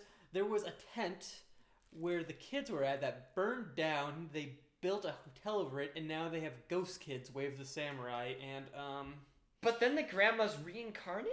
One of the kids reincarnated, but when she's killed, she ages backwards into one of the kids and joins the cult. And some of the people in the building might be joining the cult and aging backwards, and some of them just might be dying. And you can't really tell which is which. And look, we just need to talk about things that happen in this film. I think what can explain do you remember the title sequence at all? Yes, I remember the title sequence. What happened? Was that just... It's just sinister corn. It's just sinister corn, like red corn growing over a black background. That's it's like, right. Okay, they're actually at least trying to do a stylized title sequence. Because that's what we were saying. This is another case of, whoa, this is a stylized title sequence. Could this be the best one? And then it's extremely, the rest of the film on a like visual level and with production design and cinematography is extremely stylized. There's like a lot of very colorful cinematography, and it's this very dingy sets, and it's like a lot of these tilted angles and sun and camera movements. They're clearly trying to go for like a 90s Sam Raimi Evil Dead 2 Army of Darkness kind of vibe with the film, but then the plot starts happening, and the plot is, it's just easier to say things that happen in this movie. The first time we're introduced to the sinister children is that Jamie, our protagonist, is sort of walking down the street in Omaha, and she passes this sinister alley, and then she sees a child playing hopscotch in a satanic pentagram, by which I mean she's literally drawn the numbers on the satanic pentagram and is just playing hopscotch in it. And then she goes into this convenience store where there is a House of the Dead arcade cabinet, which is product placement. And the first time we know these kids are evil is that they're really good at playing this video game. Yeah. They're really good at shooting zombies in House of the Dead.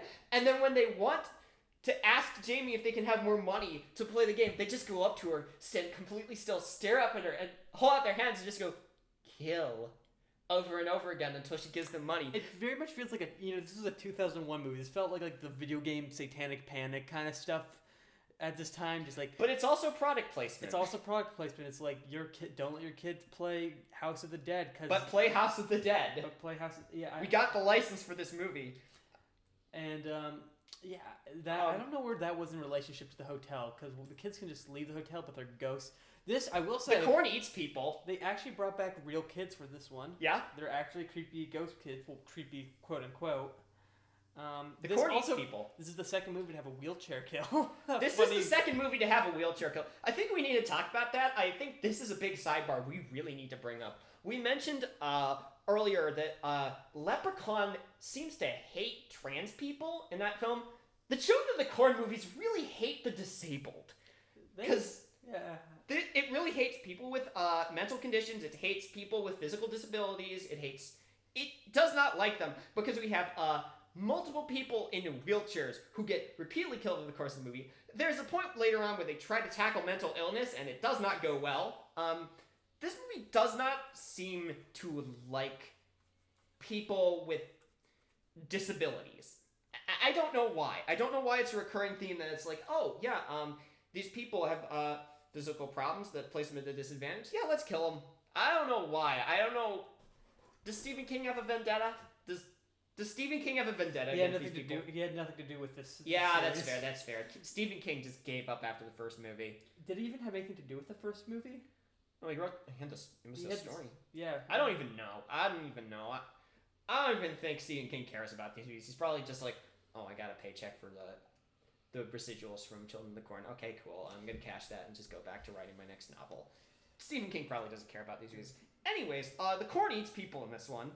This also has the dramatic gopher sound. Yes! If any of you know the YouTube dramatic gopher video where it's an old internet meme and there's a certain piece of music under it. The music is used in this film. Twice. Not only that, it is used multiple times in this film as a sound effect for when a kill happens. It's like their equivalent of the from Friday the 13th. Dun dun dun or something like Dun that. dun dun. Where it's literally the something like wackiest sound effect. Again, this is a recurring theme of these films that they keep pushing closer and closer to Looney Tunes territory by accident. This also had that ridiculous elevator scene with the guy in the night vision where you can see the kids and he just keeps on. There's a guy who can see ghost kids in his night vision, but not when he has it on. So what he does is this man has night vision. He just keeps taking the goggles on and off and on and off and on and off over and over again. Until he just has like a heart attack and gets dragged away. Yeah, he just dies of a heart attack for some reason. There's a guy who tries to put There's a guy who tries to put a silencer on a revolver, and we talked to some friends of ours, and they're like, you can technically do this, but you probably really can't. But he's putting a silencer so he can kill children that are attacking him, and it's Ghost kids. Ghost kids. There's a scene where they're there's kids vomiting corn seeds. The corn eats people. I have said multiple times, the corn eats people. There's a scene where some kids dump corn in a stripper's bathtub, and then it grows in the bathtub and eats her? There's a scene where someone throws up CGI maggots. I mentioned that the grandma gets reincarnated, which I just marked in my notes as reincarnation. I like that a lot. This is a haunted house movie for some reason. I'm a little. So I wrote my notes. Not all of my notes are unintelligible. I wrote High School Musical movie with wild cats. I don't know if that means anything to you. It does not. It doesn't, Max. It doesn't mean anything. This movie broke me because I just wrote my notes. High School Musical movie with wild cats. I don't know what that means. There's notes that just say, man eating corn, reincarnation, CGI maggot barf, new backstory, adults are Satan, killer corn returns, corn bathtub, can you put a silencer on a revolver? The series hates disabled people, Michael Ironside is trying too hard, and my last note on it is, I give up. I'm sorry. Which is my feeling about this, because this movie is so aggressively nonsensical that it feels like somebody is trying to shove a brick into your head through your ear canal. Quinn, I gotta disagree That's with what watching this movie feels like. I gotta disagree with one of your notes. You said Michael Ironside is trying. I don't think he is trying. And this is, I want to talk about, this is one of the most obnoxious cameos, because I love Michael Ironside. Michael Ironside's fun. So he shows up in two scenes. He's a priest. He's first, you see him looking at the pentagram hopscotch thing where ghost kids were. Then later in the movie, after he's gone for most of it, he shows up in the hotel. So usually in a movie like this, he's got like something to do in the movie. This isn't even on his Wikipedia page. Yeah, he shows up to the haunted hotel and tells the main character, he says like, your grandma was in this tent that burnt down, the kids now haunt the place, you should leave. And then he just leaves, and he's not seen again. We don't know what happens to him. He's not attacked. He's not, like, nothing happens to him. He literally shows up, leaves, and nothing happens. They have Michael Ironside, and I was waiting for him to show back up to, like, save the day, or kill some ghosts, or get killed by the ghosts. He just disappears from the movie. Oh no, because there's generic cop love interest. Right, the cop saves after the corn started growing through concrete because it's ghost corn. It's ghost corn, and there's also ghost children, but the ghost corn can eat people. And look, this one has the least. This one makes the least sense out of any of them. And I this don't is- even understand if He Who Walks Behind the Rose was part of it. I don't even know if he was the Corn or if he was just like one of the children. They start putting wreaths on people's doors for some reason, or wraith or whatever they're called. A wreath, Right? yeah. Yeah, and I know we're talking.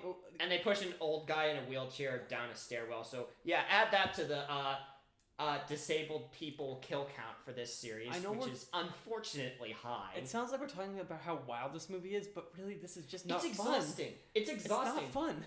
Because it's so aggressively bizarre and nonsensical that it just drains you. It's just there's so much happening that you can't even process what's going on. Only watch it for Wide Boy villain and Michael Ironside.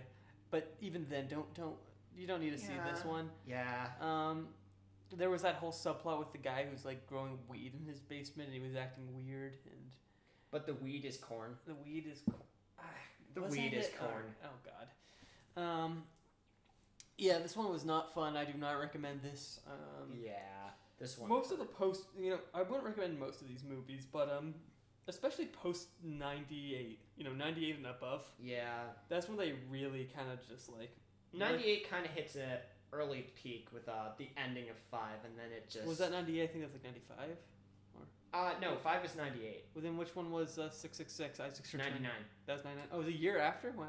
Yeah, because it was clearly Dimension under the Weinsteins trying to crank these things out so they could say, oh yeah, we can just keep the rights to these movies, There was just... which they thankfully haven't done anymore because they basically don't exist. So now it seems like we might actually be getting hopefully a good Hellraiser out of this. We're getting a new Children of the Corn. I don't know if it's going to be good or not, but I do like the premise they're going with at least.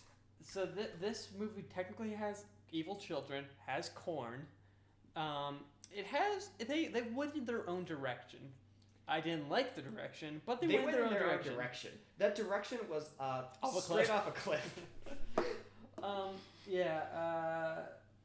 This was not good times not had by all. Yeah. There was that train scene that just made me. We're just hit by a train. This has again. They don't like the Looney Tunes elderly. kills.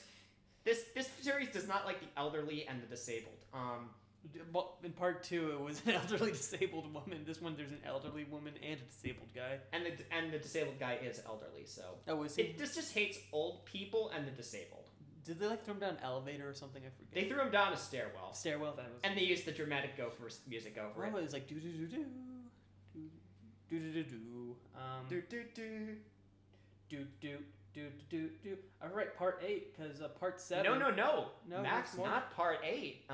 There's a film Oh, that comes you in don't between these two because we watched them out of order. So instead of part 8, we have Children of the Corn 2009. This is a reboot of the series that does not matter to the overall continuity, that is made for the Sci-Fi Channel, produced by Fox, directed by Donald P. Borchers. So actually, again, we were kind of excited because they're going back to the original story. They're Still going back to close the original book. And last time we saw a sci-fi movie was our favorite of the series. Leprechaun with sci-fi was fantastic. Yeah. Really, for what it was. Yeah, the backstory behind this one that actually got me excited for this was that Borchers said with this one, he was trying to make it a much more faithful adaptation of the original story. That includes setting it in the 70s, and most importantly, that meant keeping the original ending. So I sort of looked at it and was like, this could be the best one. Because they are actually bringing back the part that you really need from the original story to make Children of the Corn work. And oh my god, I was so wrong, and I'm so sorry. So, right off the bat, this movie, if anything, reminded me of a cheaper version of like trying to do Texas Chainsaw Massacre at the beginning. In the sense that's more violent. It's got the same yellow tint. It's kind of going back to the original root, like the prequel angle. Yeah. It is technically... It's in the 70s too, and it's got... Okay, this is the original movie, but what if you had the original movie and added in Nom? Oh god. Okay. This movie talks a lot about Vietnam, Yeah. and they are not in the weirdest ways. So this is basically the same plot as the original, but shifted back in time a bit. Make the Gatlin characters Massacre. worse. The Gatlin Massacre happens in 1963 this time, and the movie itself is set in 1975. So we have Bert, who's a Vietnam veteran, and his wife Vicky again. hit a kid, go to Gatlin, investigate around a bit. Bad things happen with the kids. Isaac and Malachi are back. You know, the traditional story of the original version of Children of the Corn. But with so much more numb. But where the main characters cannot stop talking about the fact that Bert was in Vietnam. So first right off the bat, in the original book and basically in all the versions, the bickering couple, the couple whose marriage is falling apart, it's hard to watch. It's not all. It gets annoying kind of, but it usually feels realistic enough of this kind of relationship. You still like them mostly, you know. This movie, the characters. This is less like watching a marriage falling apart and more just like when you go into a friend's house and then their parents just start shouting in the other room and you can't really understand it, but everyone's just uncomfortable and not having a good time. This one humanizes Bert and Vicky the least. This one, they're just bad people. They're just assholes. Like everybody in this is bad people. Because they're awful people. Isaac's homophobic, which is actually in the original story. There's a lot of pretty much direct quotes from the original story in this. The whole speech Isaac gives over the radio is pretty much verbatim. The only casting I really liked in this movie, I mean, Bert and Vicky did fine for what they were given, which was not good. But the only character I really actually liked their casting and portrayal was Malachi. Malachi's pretty good in this. He was as good as in the original. He was. He kind of has a bit more humanity than he does in the original. Yeah, and he's a bit more conflicted. He's also. I also like that. Okay, we'll get into this. The kid who plays Isaac it's adorable. He's not particularly threatening. And the fact that this actor is playing Malachi. What's his name? Daniel Newman is playing Malachi. Give him props because he is. You know, the kid he's acting against. He's a little kid. He's not like an A-list actor. And he's not threatening at all, but Malachi is just the actor's giving it his all. He's trying to work off of this kid. He's like trying to give like a real performance where he's scared of this kid, but he's also fighting for power and he's conflicted. Meanwhile, the other kid is just adorable. And he's like slurring his words a little because he's a little kid. He's got a little bit of a lisp. He's got a little bit of a lisp. And his baby teeth are like fell he's out. It's like Malachi's in this movie is like, I know I should be loyal to Isaac and to he who walks behind the rose, but I feel kind of conflicted about performing this violence, and I kind of want to protect people, and I'm slightly scared that my time is coming. And then Isaac in the movie is like, burn the heretic! This is, I don't want to sound mean. Yeah. But this would be equivalent to having Adam Driver as Kylo Ren talking with Anakin Skywalker from Phantom Menace. You know, I'll try spinning. That's a good trick. And then like an actual. I know what I need to do, but I'm too afraid to do it. Will you help me? No, this is pod racing. I mean, like, say what you will about those movies, but Adam Driver gave it his all. Yeah. Anyways, have we mentioned yet that Bert was in Vietnam? Because he was in Vietnam. Here's how these conversations. Most of the movie is just conversations between these two bickering couples. Not conversations, yelling matches. Basically, something happens. He says, she says, "Oh, you're an asshole," and then he says, "Oh, you're just a prom queen." And then he says, "Oh yeah, you like to kill people in Vietnam, don't you?" And then he just starts talking about Vietnam, and he doesn't shut up. And then she says like, "Fine, do what you want, but if you're not back in time, I'm leaving," or something along those lines. And then he says something snarky, and it's just a rinse and repeat. These people are just having the same conversation over and over for like the first 50 minutes. It's like Marriage Story, but it got stuck in a broken record. Well, the thing with Marriage Story is you like those characters, and you know you can see their points of views. They're not bad people. Yeah, they're flawed. This movie, they're just. All right, here's my favorite part of this movie. Right after we're not doing spoilers, but when they kill Vicky, and it's actually what we do see of like the gore effects in this are decent because we do at least get another big name makeup effects artist on this. This time we get Robert Kurtzman, who is a member of the K&B Effects Group. He is probably most known for co-writing the story From Dusk Till Dawn with Quentin Tarantino and doing a lot of work on stuff in sort of the 90s and 2000s. He is a very high-profile makeup effects guy. And his work on this is He's trying much harder than he probably should be for this film. Like, there's not a lot of gore and violence, but when there is, it's effective. It's very shocking. In the book, at least, if I remember correctly, he does kill a kid. Like in this one, he kills one kid, and it's like kind of shocking and whatnot. It's like that's not a natural thing. In this one, it's ridiculous. This is probably Anakin Skywalker's favorite movie because when he finds like Vicky, he doesn't really know. He's kind of in the moment. Vicky is killed, and there's all these little kids with pitchforks, and then immediately he seems to get giddy. He's like, hey guys, I was in Vietnam and I'm gonna kill. And he immediately kills kids. And then the movie just turns into Rambo.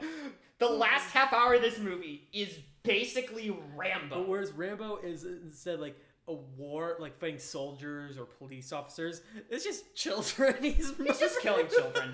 And it's so shocking because he's enjoying it so much. It literally has Mexican standoff music, I think. Yeah. It literally has like mariachi music as he's facing off against the children. He just seemed like he's like, oh boy, time to get killed. It's Master Bert. There are too many of them. What are we gonna do? I have in my notes musical number. What was the musical number? Oh, they're singing "Bringing in the Sheaves" a few times. Oh yeah, they do a couple musical performances in this film. And that song just reminds me of the Flanders Kids. Yeah, they literally have a full-on Vietnam flashback as he's in the cornfields, and then as he's fighting these children, he starts to see soldiers from Vietnam. So they literally go all the way in on having him have a Vietnam flashback. And then there's the single most uncomfortable sex scene I've ever seen in a movie, and I genuinely hate it because it's the sex scene literally between like the kids. It's a sex scene with children. What the fuck is wrong with the directors of this movie? So why would you do this? That's horrifying. That's creepy as shit, and not in a good way. Like, why? Obviously, these were adults playing like 17-year-olds. Of course they are. It's a late period Children of the Corn sequel. Of course it's adults. It's played by adults, and they're supposed to be 16 or 17. But the context is still fucked. Yeah, especially because there were kids watching it, and I mean, like, you've seen like Superbad where they have underage people. Yeah. But it just feels worse in this movie. It feels gross and icky and just wrong, and not in a way that a horror movie is supposed to make you feel. It just feels. It feels so uncomfortable and dark and gross. But not what should be kind of dark. It just makes you feel icky. Yeah. And then they just kind of do the ending, try to do the ending of the story, I think. Yeah. And then they have that coda as a post-credit scene, like it's the Marvel Cinematic Universe. Yeah. Also something that in the books that comes across better in like words in film. The corncerfix. The corncerfix is just like the Vicky sees the kid they hit with his like corn crucifix, and she just starts freaking out. I'm like, why are you? You're more freaked out about this corn toy than you were about putting the kid in your trunk. Like, I don't know.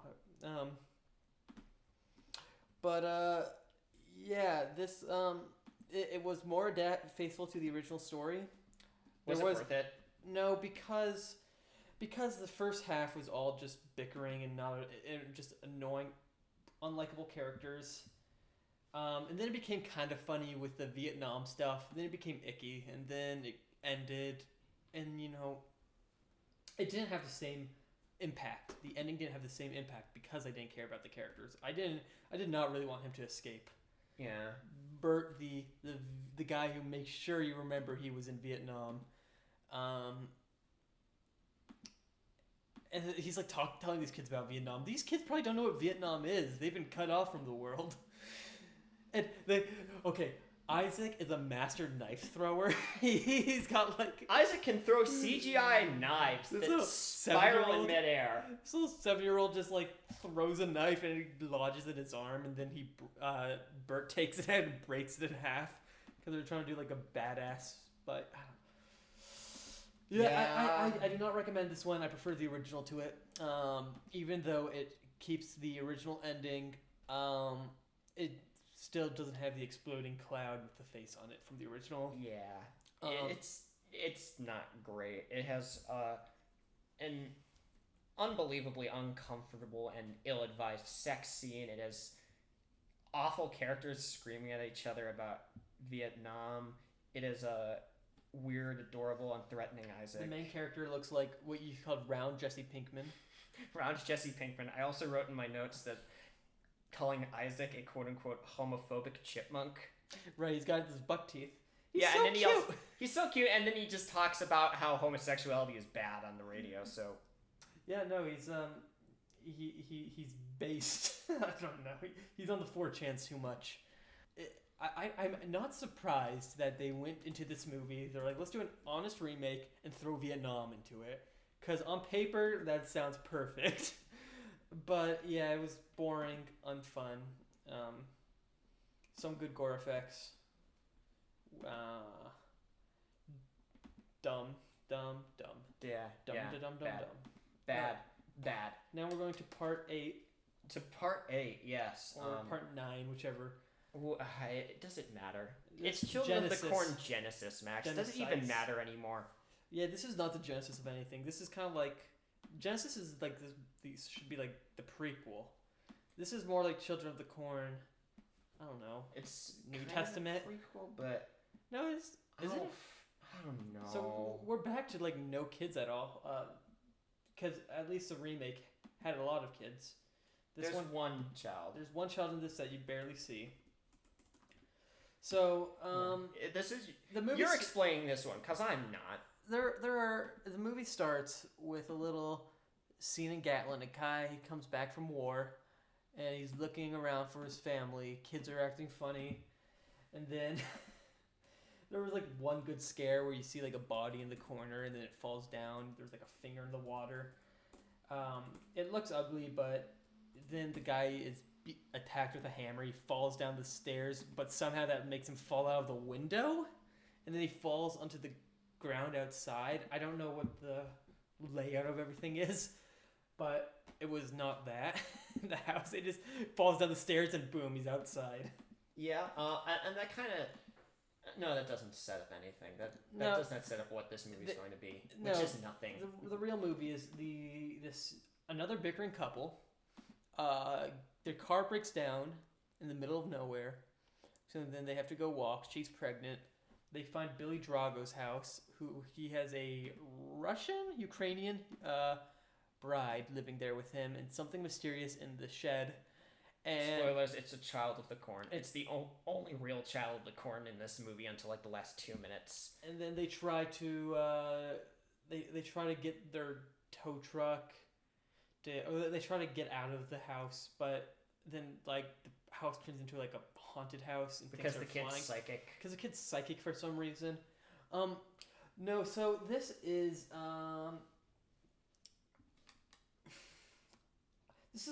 boring watch. The only reason that this is not my least favorite. Billy Drago, I really like Billy Drago. He is a lot of this movie is just him going on monologues, long monologues. Very hammy monologues. And he just, I wrote him at my note is he's like Nicolas Cage on Xanax. He is great. He's just kind of just drawling about. He's drawling and then sometimes enunciating and then kind of sounds like Wiseau sometimes. And I love Billy Drago. Rest in peace. I wrote in my notes, why is there an excruciatingly long shot of a character peeing, which I think says everything you need to know about this movie. That they have a shot of a character peeing where nothing happens, where they're not building suspense. It's just someone peeing for like 30 seconds. And it feels like an eternity. Masterpiece of cinema. The characters are... the boyfriend was fine. The boyfriend he seemed like a supportive boyfriend. The boyfriend was alright. He seemed like a bit of a wet noodle. He was a bit of a doofus. The girlfriend was just mean-spirited and just... I did not like the girlfriend character. She was just like stupid and mean. Billy Drago is doing Billy Drago. Ukrainian wife is there. There's that really weird subplot where he's the boyfriend is in the kitchen trying to call the police, and the Ukrainian wife keeps trying to seduce him like it's The Graduate or some shit. This movie does not have a kind opinion of women because there are basically two female characters in this, and one keeps trying to seduce the male lead, and the other keeps getting angry and mean at the male lead because she thinks he's trying to have sex with the Ukrainian wife. Which is this movie doesn't really like women because they're in the kitchen And the right next to them, the girlfriend's there. So she can like hear him on the phone while the Ukrainian woman is trying to seduce him. Then later, she says like maybe, oh, did he cheat on me? Did he have sex with this Ukrainian woman in the other room in 10 seconds or faster? Because he was like, after the phone call, he just left. So I don't know why she's suspicious. The Ukrainian woman's actually the bad guy because she was, I don't know. And then it's just there's at least that fun in. There's at least one. They clearly spent all the money for this movie on one scene right at the end, where there is a scene right at the end where this child has been given a set of like a car carrier with a bunch of cars in it, and then as the kid's playing with it, it has this voodoo doll effect where the characters are driving away, and then just cars start popping off this car carrier and tumbling down the road towards them. As very clearly, we blew all the money on this one big cool scene. Let's just make 90% of the movie Billy Drago mumbling at people and bad marital drama. This is not a slasher movie. The first person to die is just yeeted into space. He's just, a cop is walking like 40 minutes into the movie. Do we ever see him come down? No, he just goes into space. Some say he's floating there to this day. His walkie-talkie falls down. But we never see him again. No, we don't. Yeah, this kid has powers to make like people shouting, but not being able to be heard by anyone. This is ripping off the Ron Stephen King story and ripping off Carrie. This is one of two movies that completely gets the Stephen King story it's going for wrong, because we're going to see in the next one they're also ripping off Firestarter. So they're not even stealing from the right Stephen King story. So the story basically goes, there's a lot of Billy Drago monologuing.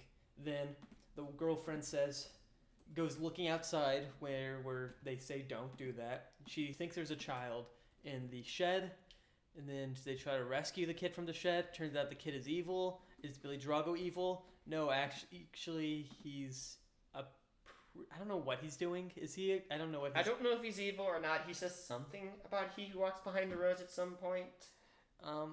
I think he's supposed to be like. Is he supposed to be like a survivor of Gatlin? No, he was the Marine from the opening. Oh yeah, he's the guy who came. Yeah. I don't know.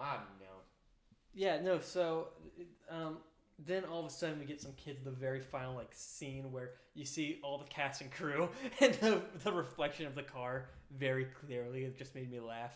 Yeah. This movie, it's almost all. It's really almost all. It's one location. Dialogue in one location. But not like a fun one location movie. It's all just monologuing, and I would despise this with a burning passion I don't know about that, but if Billy Drago wasn't trying so hard, this would be a pretty close to a lost cause. It's kind of boring, but I don't know. Billy Drago is just so fun, especially in Imprint. Oh boy, if you want to traumatize yourself for life, watch Imprint. Watch Imprint, one of the most violent movies I've ever seen, and it was made for TV. And banned from TV. And banned from TV, of course. Yeah. But I suffice it to say you would not recommend Children of the Corn Genesis? No, but there's something just so fascinating and hypnotizing about Billy Drago monologuing for hours on end that if you did watch it, I feel like you would get something out of it on a purely spiritual level. It's like hearing an angel speak. No, but I would probably not recommend this. I would not recommend this one. It's just kind of a nothing of a movie. 2 people die in this movie? Oh, 3. Yeah. Because at the very end. So nothing. One person dies in the first. It's not a slasher movie. It's a psychological thriller. Where there's no psychology, and it's all monologuing. It looks decent, I think. Actually, I think like it actually has. Everything's in focus. Everything's in focus. It's a bit washed out, but yeah. But I think this is one of the better looking ones of the series. Yeah. Which, as we said, the better it looks, the more ridiculous it is. Yeah. But yeah, I would not recommend this one. It's just, there's really not much happening. Billy Drago can't really save the movie. It just gets exhausting. Yeah, just a movie that does not like to show children. It doesn't really like women either. So. But hey, no people with disabilities died. Please, that's best of a bet. Sure. Yeah. Now we're on to our last one. On to our final one. Which we watched Children of last the night. Corn Runaway. Okay. You so take this. Okay, this one may be a sequel to the original story, or to the TV movie, or to the original It says film. the TV movie on the IMDb. I'm not trivia. sure which. But basically, it follows Ruth, who is the character from the coda of the original story, who is the one who sort of watches in the original story as the age is lowered, Malachi goes into the cornfield, and she's the one who's sort of conflicted about, do I burn all this down? And at the start of Runaway, she does burn it all down when she's pregnant with Malachi's kid, so she just lights it all on fire, she kills the rest of the children of the corn, presumably, and then just goes on the run for it. And it's 13 years later, she and her son Aaron are just settling down in a Midwestern town, trying to sort of keep a low profile. She doesn't want to bring up anything from Gatlin, but she's being followed by these premonitions. She's having bizarre visions of the locusts and flashbacks to Gatlin. And then there's also this matter of this strange little girl in a yellow dress that's following her and killing people in her path. And that's Slowly, the plot. like, maybe like- Very slowly. It takes about an hour for 2 kills to happen. And, okay. Look, I'm gonna get into my problems with this. Okay, this one frustrated me to the point that this is probably my least favorite Children of the Corn movie. Some of the others of these bored me or annoyed me. This was the only one that actively angered me. Part of the reason for that is that this is doing a very specific thing. This is Children of the Corn trying to be 2010's elevated horror. This is Children of the Corn trying to be, even though this came out the same year as Hereditary, this is kind of Children of the Corn trying to be one of these post-Hereditary, very indie horror movies. They're very slow, they're vaguely about trauma, they're about somebody with mental illness or dealing with these things. And you can make those movies good. You can do something like Halloween 2018, which I think is a really well-done version of those that's still very entertaining. But a lot of the stereotypes of this genre I deeply dislike for the reason that I think a lot of them are made by filmmakers who try to position themselves as higher than horror. Filmmakers who often, when making elevated horror, arguing, well, we're not making a horror movie, we're making elevated horror. And it's always coming from this standing that horror is inherently stupid, that horror is a lesser genre that cannot say anything about the human condition, so we have to make it elevated in order to give it meaning. And that's objectively not true. Horror is like a very genuinely deep genre with a lot of history and a lot of versatility. It's why it's my favorite genre, because you can do so much with it, and it just speaks to these inherent human fears. And people trying to be high and mighty about horror and pretend like it has to be elevated for this, I deeply dislike that. Just What people who pretend to understand traumas and PTSD, and they're like, and they don't. oh, let's make this into a movie because we're smart. What I'm trying to say here is that Children of the Corn Runaway is a Children of the Corn movie using all of the archetypes of elevated horror that I really dislike. There are all the tropes that really annoy me and drive me up a wall. They're all present here. It's all in the main character's head, and it's mostly about very badly written drama that is supposed to have a vague social message about mental illness and struggling with it. But then It's done so poorly. part of the reason it's done so poorly is that the ending of the film is so exploitative of it that it's clearly not saying anything, that's just exploiting mental illness for shock value.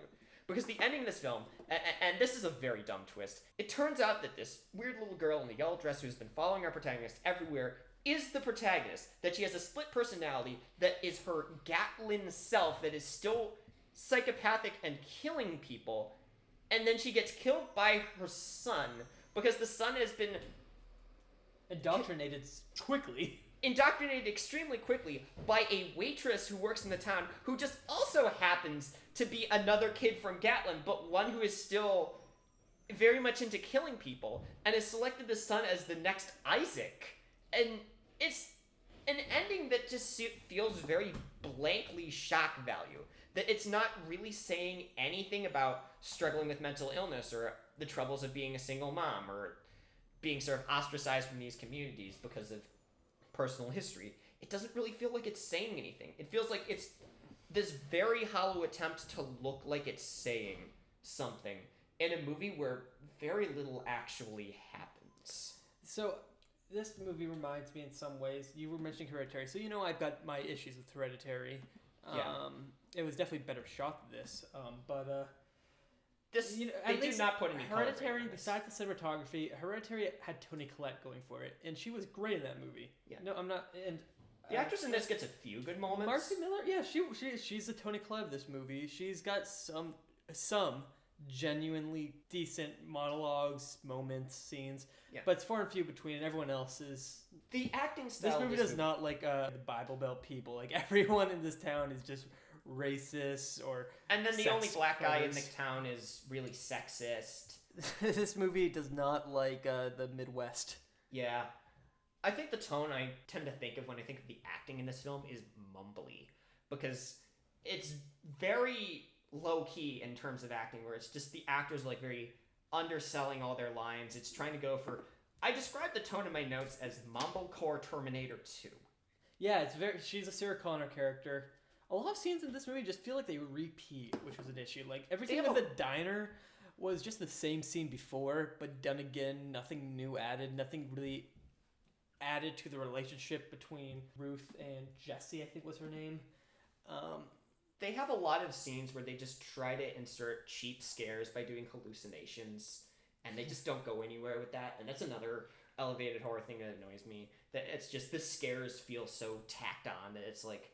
It seems like the filmmakers simultaneously want to make a horror movie but don't like horror movies, but also don't want to make a horror movie. And before we go any, I do want to mention we might be doing John Gulager, the director. He shot he's only camera department, but he was on The Collector, and he directed Feast, which we're going to watch. That is apparently very good. But yeah, I love The Collector. Yeah, I don't mean disrespect to him. He did not write this. I think he at least tries a bit on the directorial angle. He gets a couple good performance moments out of the actors, especially Marcy Miller, and he gets one or two decent shocking moments. But I don't think this is Gulager's fault. I think this is the fault of the writer, who by coincidence is the writer and director of Children of the Corn Genesis. I think it's just that he was kind of saddled with a for-hire assignment that required him to work in a very shallow, elevated horror sense wants more to make you think that it's smart than it does to actually say anything smart. Like, it's the difference between this and a Jordan Peele film, where it's very clearly actually saying something. It's very clear that Peele has this love for horror as a whole, and he's drawing on these very rich traditions. This doesn't have that. This is just... I do respect that this writer is trying to go for his Children of the Corn movie something more psychological. It's just not... It needs another draft or 5, Yeah, and it needs to drop the pretenses, honestly, with me. Because that's what frustrates me about this one. It's that it also seems begrudging. It seems like it doesn't want to be a horror film, and it seems like it's written by somebody who doesn't really like horror. And that just aggressive use of all, like, the most holier-than-now, obnoxious traits of elevated horror is just so frustrating to me. And it's what made this one kind of crushing for me. This one was tough to watch because it was aggravating me. Because it was like, put some passion into it, please. Just don't rely on these obnoxious tropes. Don't try to make people think it's smarter than it is. Say something smart. Do something clever.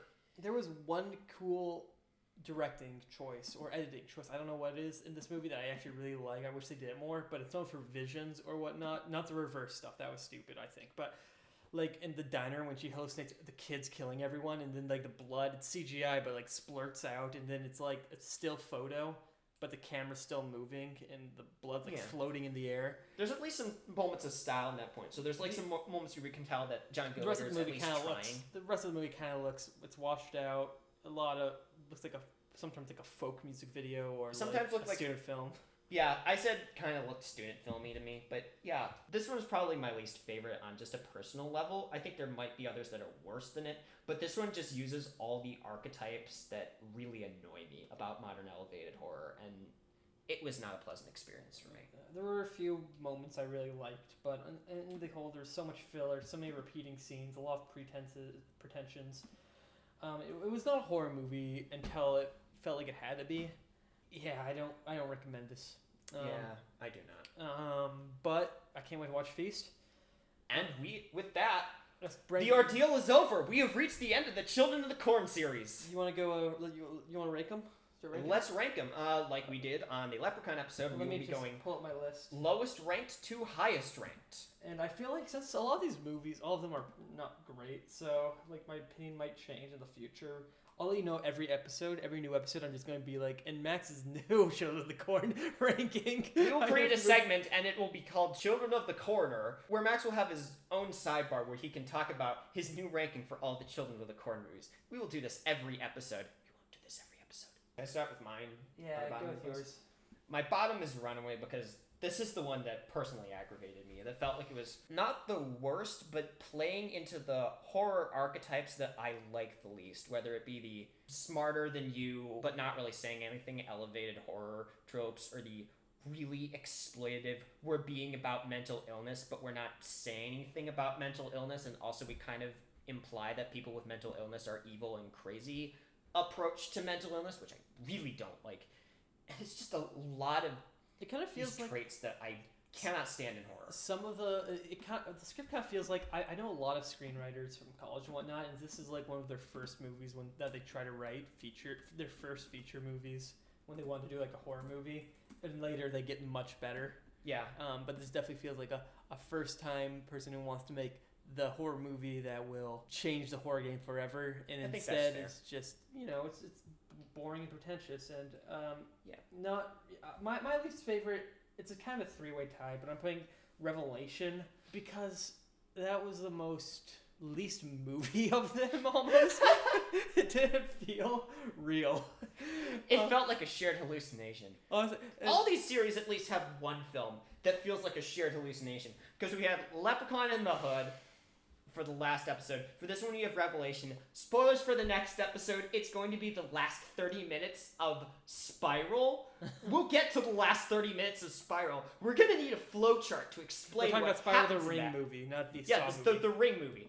Spiral the Saw movie isn't out yet. By the way, this is just a quick update. We are going to be moving the Saw episode to the end of May because we will be doing the Sleepaway Camp episode first because we want to be able to cover Spiral from the Book of Saw in our Saw episode. So I'm so that will excited be for it. a shift in our rankings so we can actually get Spiral into that. Saw is such a guilty pleasure. But of mine that anyways, I'm not Children guilty of the about. Corn Revelation is not a movie. No, yeah, it's. I almost want to put it a little higher just because of how uniquely weird it is, but I don't want to watch it again. It's exhaustingly It's weird. exhausting. It's not. It's kind of that Leprechaun in the Hood kind of weird, where it's just like there's just too much happening, and you just need a moment to breathe. And I do like they changed it to like a hotel's like a weird idea for a Children of the Corn idea, making them ghost kids is kind of betrays the whole essence of normal kids being so easily corrupted, and like the whole religious angle. This is just a straight up horror movie in a hotel that makes no sense. Michael Ironside was wasted. Can't wait to watch. Let me see. I haven't seen any of his other movies. I heard Stepfather 3 was actually kind of interesting. We'll get to that because there's 3 movies in that franchise, so we'll eventually get Plus to a that. remake. Plus a remake. Plus a remake, so 4. No. Yeah. 2001's Revelations is probably at the bottom of my list. Yeah, that's actually my number 10, so I can go off that. I don't really have much to add that you haven't said. It's just it doesn't make any sense. I don't know what's going on. I don't know why anything's going on. It's weirdly shot. It's just so aggressively strange that you can't even get like the so bad it's good This is like entertainment the from In it. Space almost with just like a. It's also it's the worst of the series, but in some ways it could be seen as the Oh no! best. This is not the in space of the series. This is 100% the in the hood of the series. Yeah, you're right. Is that going to be what we do now for every series? Are we just going to inherently compare all of them to Leprechaun because we did it first? Yeah, I mean, like as we go on, we'll get more options. Right. What's your number 10? I put The Runaway. Thinking back on it, I'm appreciating moments of it more, but in the moment watching it, I was just not having it. Yeah. And I agree with everything Quinn says. I think there are moments to appreciate in it, but I think that the overall effect, especially with what it feels like it's going for, is so aggravating to The me. ending, the repetitive scenes, the bland dialogue, the kind of hollow commentary. Again, that very ugly, exploitative attitude towards mental illness was just what put it over the top to me. That, it just felt like it wasn't saying anything. That ending made it very clear that this wants you to think it's saying anything. Well, what it's saying is actually kind of grotesque and toxic. You know, I do like Marcy, the actress in this movie. I like her character enough, actually. Her son, She's pretty decent. Her son, I felt like I can't even picture him really. He was kind of just there until like the end where you saw his face clearly, because he was always like he felt tertiary, like an object for her to like a MacGuffin, not a character. But, you know, Marcy was good at... Marcy Miller should be put in better movies. That's my conclusion from this. Marcy Miller deserves a better movie than Children of the Corn Runaway. All right, part 3, is it your turn now? Yeah, my 9th is Genesis. Like, you have at least Billy Drago. I don't think he's chewing the scenery because he's too sedate to be chewing the scenery. I think he's more gumming the scenery. But beyond that, it's just kind of a nothing of a movie. Like, at least Billy Drago's trying. The guy who got thrown into space, though, is definitely... And the guy who gets yeeted into space. Yeah, my third is 666, Isaac's Return. Yeah. I think I ranked that much higher than you did. No, I did not. I didn't really like the visual style or the story, or the twist was obvious. The only... I liked Isaac or John Flubba in it. John Franklin. Franklin, thank you. But, yeah, I like the Jim Carrey-esque performance, but it was mostly just a boring nothingness. Yeah. Speaking of kind of boring, my number 8 is Children of the Corn 4, The Gathering. Naomi Watts deserves better. That's all I'm going to say. Like, a lot of the actors in these movies deserve better, but especially Naomi Watts. Like, and she did get better. She got The Ring, she got Mulholland Drive, she got a lot of good roles that are tailored to her. But yeah, this is a rough start for her career, and I just feel kind of sorry for all the people involved in this movie, because everyone could have done better than just... You could have at least been in one of the Children of the Corn sequels that was wacky enough to be memorable, but unfortunately not. My number 4 is Genesis. I remember the trailer was so... 8? Don't you mean 8? Yeah. Genesis is 8. The trailer made it look so action-packed, because the final scene with the cars falling was in it, and the whole thing was really just like... monologues, Billy Drago mumbling, unlikable characters,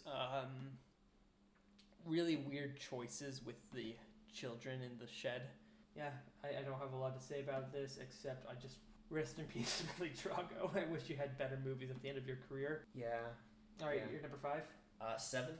Seven. Seven? Yeah, sorry, I'm counting up from, yeah. My number 7 is the TV movie. At least they tried to follow the original story, but also you have Will Not Shut Up About Vietnam, you have Unthreatening Isaac, and you have that just horrifying sex scene where I don't know what anybody was thinking, why that even got onto television, why that's one of the wrongest things I've seen in this series, and it's just, I feel so uncomfortable watching that film. And then the rest of it is just kind of boring and just people shouting at each other. It's just a movie that makes you feel bad for watching it. That's kind of the thing. It goes so aggressively on the unpleasant aspects of the original story that it just pushes it too over the top. That it's so unpleasant overall that the ending doesn't pack the punch it needs to, because there's no sudden shift into unpleasant territory. I put it also as my number 7. Echoing what you said, even for following the story, the ending didn't have the punch. Yeah. Because it just did a quick zoom into his mouth, and then as he screamed or something, then it cut away.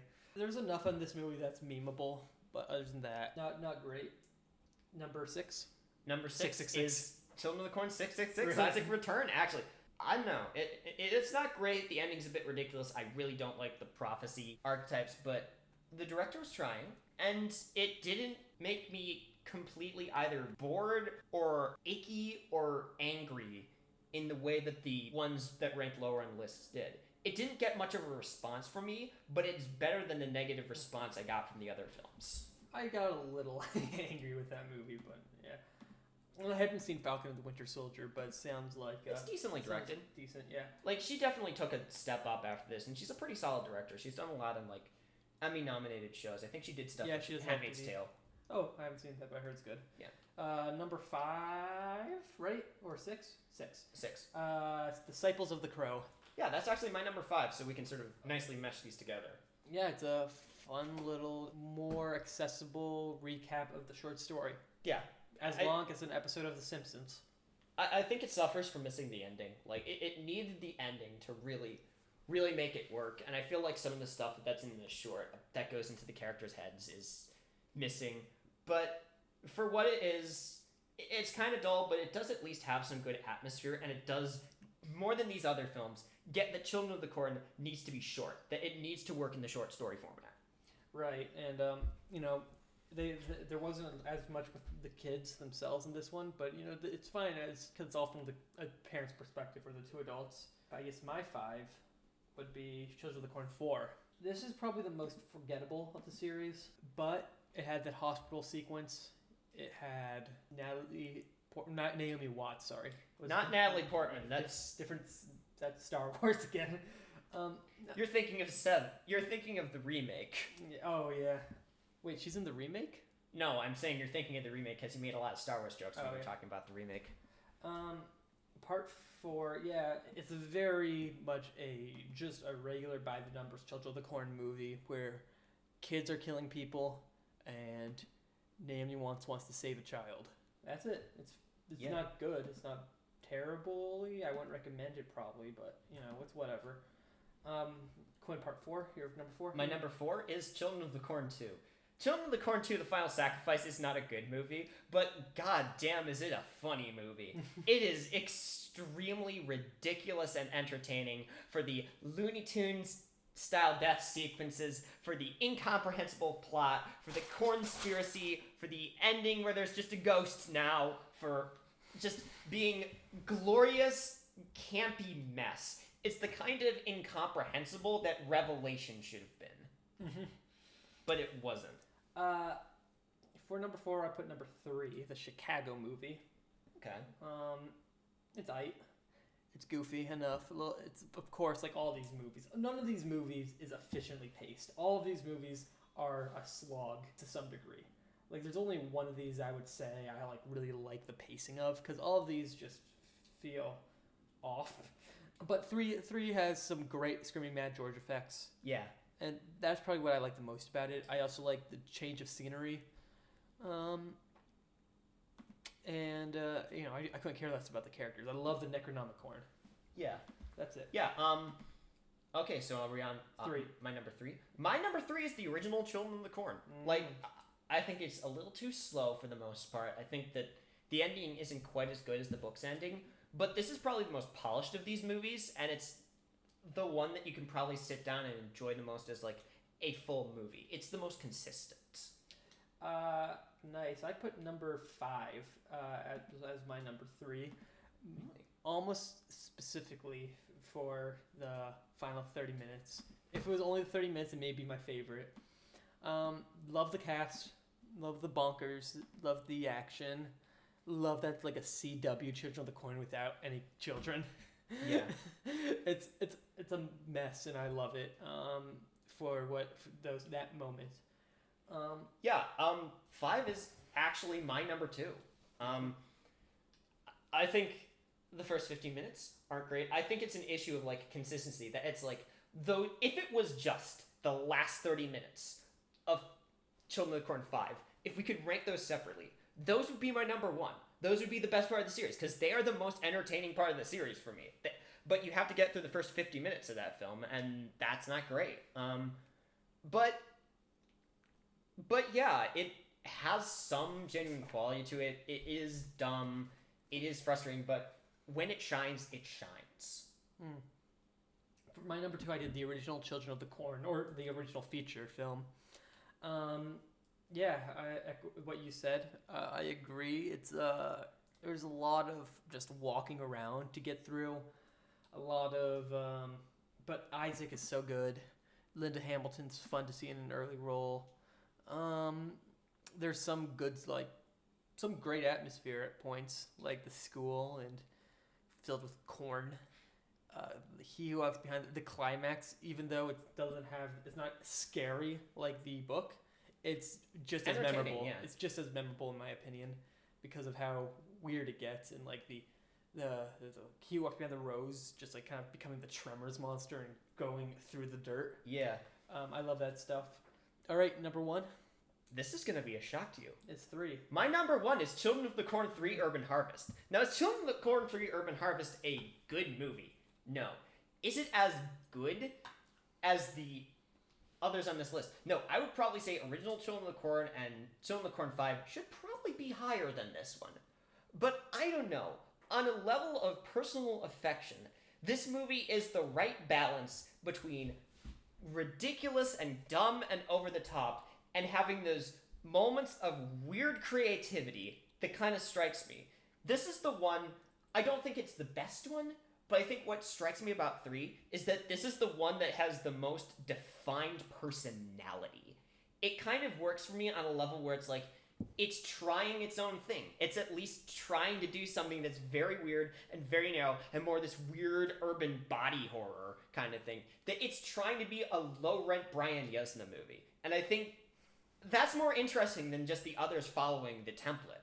That it's more interesting because it wants to be something. It has ambitions. And it doesn't work. It doesn't all work, but I kind of respect that. And it's kind of dumb in ways that feel close to my heart. And it's a movie in Chicago that's shot in Los Angeles that's just inherently going to be funny to me. It's just a lot of stuff that I find funny and some stuff that I find good. And I don't know. It's weirdly appealing to me in a way I can't describe, but it's also not a very good movie. Yeah, I agree. My favorite, the only one that I have left, Children of the Corn 2, The Final Sacrifice. This is the most entertaining thoroughly. There's no... Yeah, that's fair. I think this is... All the movies at points felt like a bit of a chore. Yeah. 2 is the only one where I don't think if there was any like sluggishness. I was not bored during 2. No, I was having... It was I was confused. I was laughing so hard I nearly choked, but I was never bored. Right. I like... It kind of goes... like kind of like a prequel in a way where it's showing you like how a town can get taken over by these little kids. It's, you know, it's not a good movie, but it's a great movie. Now I know at it's this just point it's just the most entertaining in my opinion. Yeah, that's fair. Now I know at this point, in the Leprechaun episode we'd say, okay, which ones should you watch? Do you need to watch? Here's my ranking, and Max, see if you agree with me on this. You do not need to watch any of the Children of the Corn movies. We suffered here, you should not. Do not watch any of these movies. Read the Stephen King short story, and be done with it. I would agree with that. Look up the death scenes from 2, and some of the Screaming Mad George effects from 3 on YouTube. And that's probably it. That's really all you need to do. And the last 30 minutes of 5. These are all background noise movies. But most of these are less than background noise for me. They're background noise in the sense that tinnitus is background noise. That's great. No, I almost want to recommend 2, but I'm sure if I watched it again, I will hate it, and I don't plan on watching it again. So yeah, you don't need to watch the Children of the Corn. You don't need movies. to watch these. You don't really need to watch any Leprechaun movies except for like maybe 1 or 2 of those. So yeah, we've gone through a series that I thought was going to be much smarter, honestly, because really.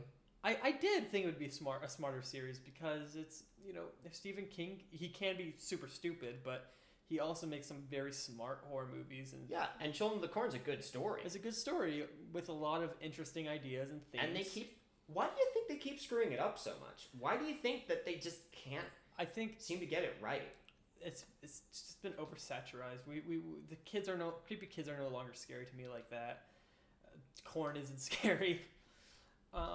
It should just be like a movie about cults, and they just everyone wants to make I don't know, they don't know what to do with it. No one knows what to do with this short story. It's strange because it's a good short story, and I think it could be effective in like a short form film adaptation, but it just keeps. I hope that the 2020 prequel boot is good. I hope we'll do that on a bonus episode. We're gonna say right now that we will. If new installments in these series come out, we will be doing bonus episodes where we will be sort of going back and catching back up on these series, sort of looking back at them and saying, okay, where are they now? It's pathetic to say, but watching a series should not feel like exercise. It should feel like the opposite of exercise, but I feel like I just, went through a boxing match with a professional boxer. This got doesn't my even ass feel like kicked. exercise, Max. You get things out of exercise. I didn't get anything out of this. This felt like I tried to see how many potato chips I could eat in a single sitting, and I got through like 5 bags, and then I had stomach pains for a week and regretted it. I got a lobotomy from this. Yeah, this one was bad. Fortunately, 2 Ring. weeks from now, we will actually be doing a series that has our first real must-see films. We will be doing Ring. After that, we will be doing, in May, we will be doing Sleepaway Camp, which is at least from the first film I've seen, a very interesting slasher franchise Love that Sleepaway has Camp. a lot to unpack, especially in regards with the ending that has been very critically debated in terms of social issues to this day. And after that, we will be back to completely ridiculous series with the story of everyone's favorite moralizing death game murderer and his 70 billion accomplices with Saw, specifically including Spiral from the Book of Saw, which we will see and talk about in the podcast. I can already tell you what my favorite and least favorite Saw movies are. I mean, the original's good, and then there's this... Suppose we're going to talk about the 6th one that actually has social commentary, and I kind of really like that one. 6 is a fun one. Six is one of the best is the ones. one where they decide, we're bored with the whole moralizing on the death game thing. We're just going to have Jigsaw punish people for being assholes about healthcare, but that's for a month from now. I know we're not talking about it right now, but Jigsaw is so stupid, and I hate that he's always right. Max, we'll get to it. We'll get to your complaints about John Kramer in a later episode. But for now, you have reached the end of our Children of the Corn journey. God help you. Again, like we said in the last episode, you know what to do with something like this. Please remember to like, comment, Smash and that subscribe. like button. We are going to try to get this on Apple Podcasts eventually. For now, we're just limited to YouTube because of money. But we will eventually get this up onto other listening platforms. Again, like we said, 2 weeks from now, we will be doing the Ring films. Look forward to that. We get to talk about some good movies for a change, and also some kind of chaotic films. Remember to send this to your aunt who hates horror movies, and your edgy little brother who loves horror movies. It won't change their minds, but at least you'll get to see some interesting facial reactions. They actually watch every Children of the Corn movies? They must have had a rough childhood. No, not at all. Not at all. I mean, I say that my parents listen to this podcast, so hi, Mom. Hi, Dad. Life was hard growing up in the suburbs of Seattle. All right. I mean, at least we weren't born in Gatlin. I would have done well, Gavin. If I were like the head of a cult, I think I could be. I wouldn't be a good like leader of a cult, but I could probably be like a decent one of the Child of the Corns, one of the middle tier guys, one of the enforcers. Yeah, and I think with Max discussing about being murderous child, I think that's where we need to end it. I'm too old now to be a murderous child. Rip. But anyways, thank you so much for listening, and have a good day. Oh, yep, you too. Love you. Oh, edit that out. Bye.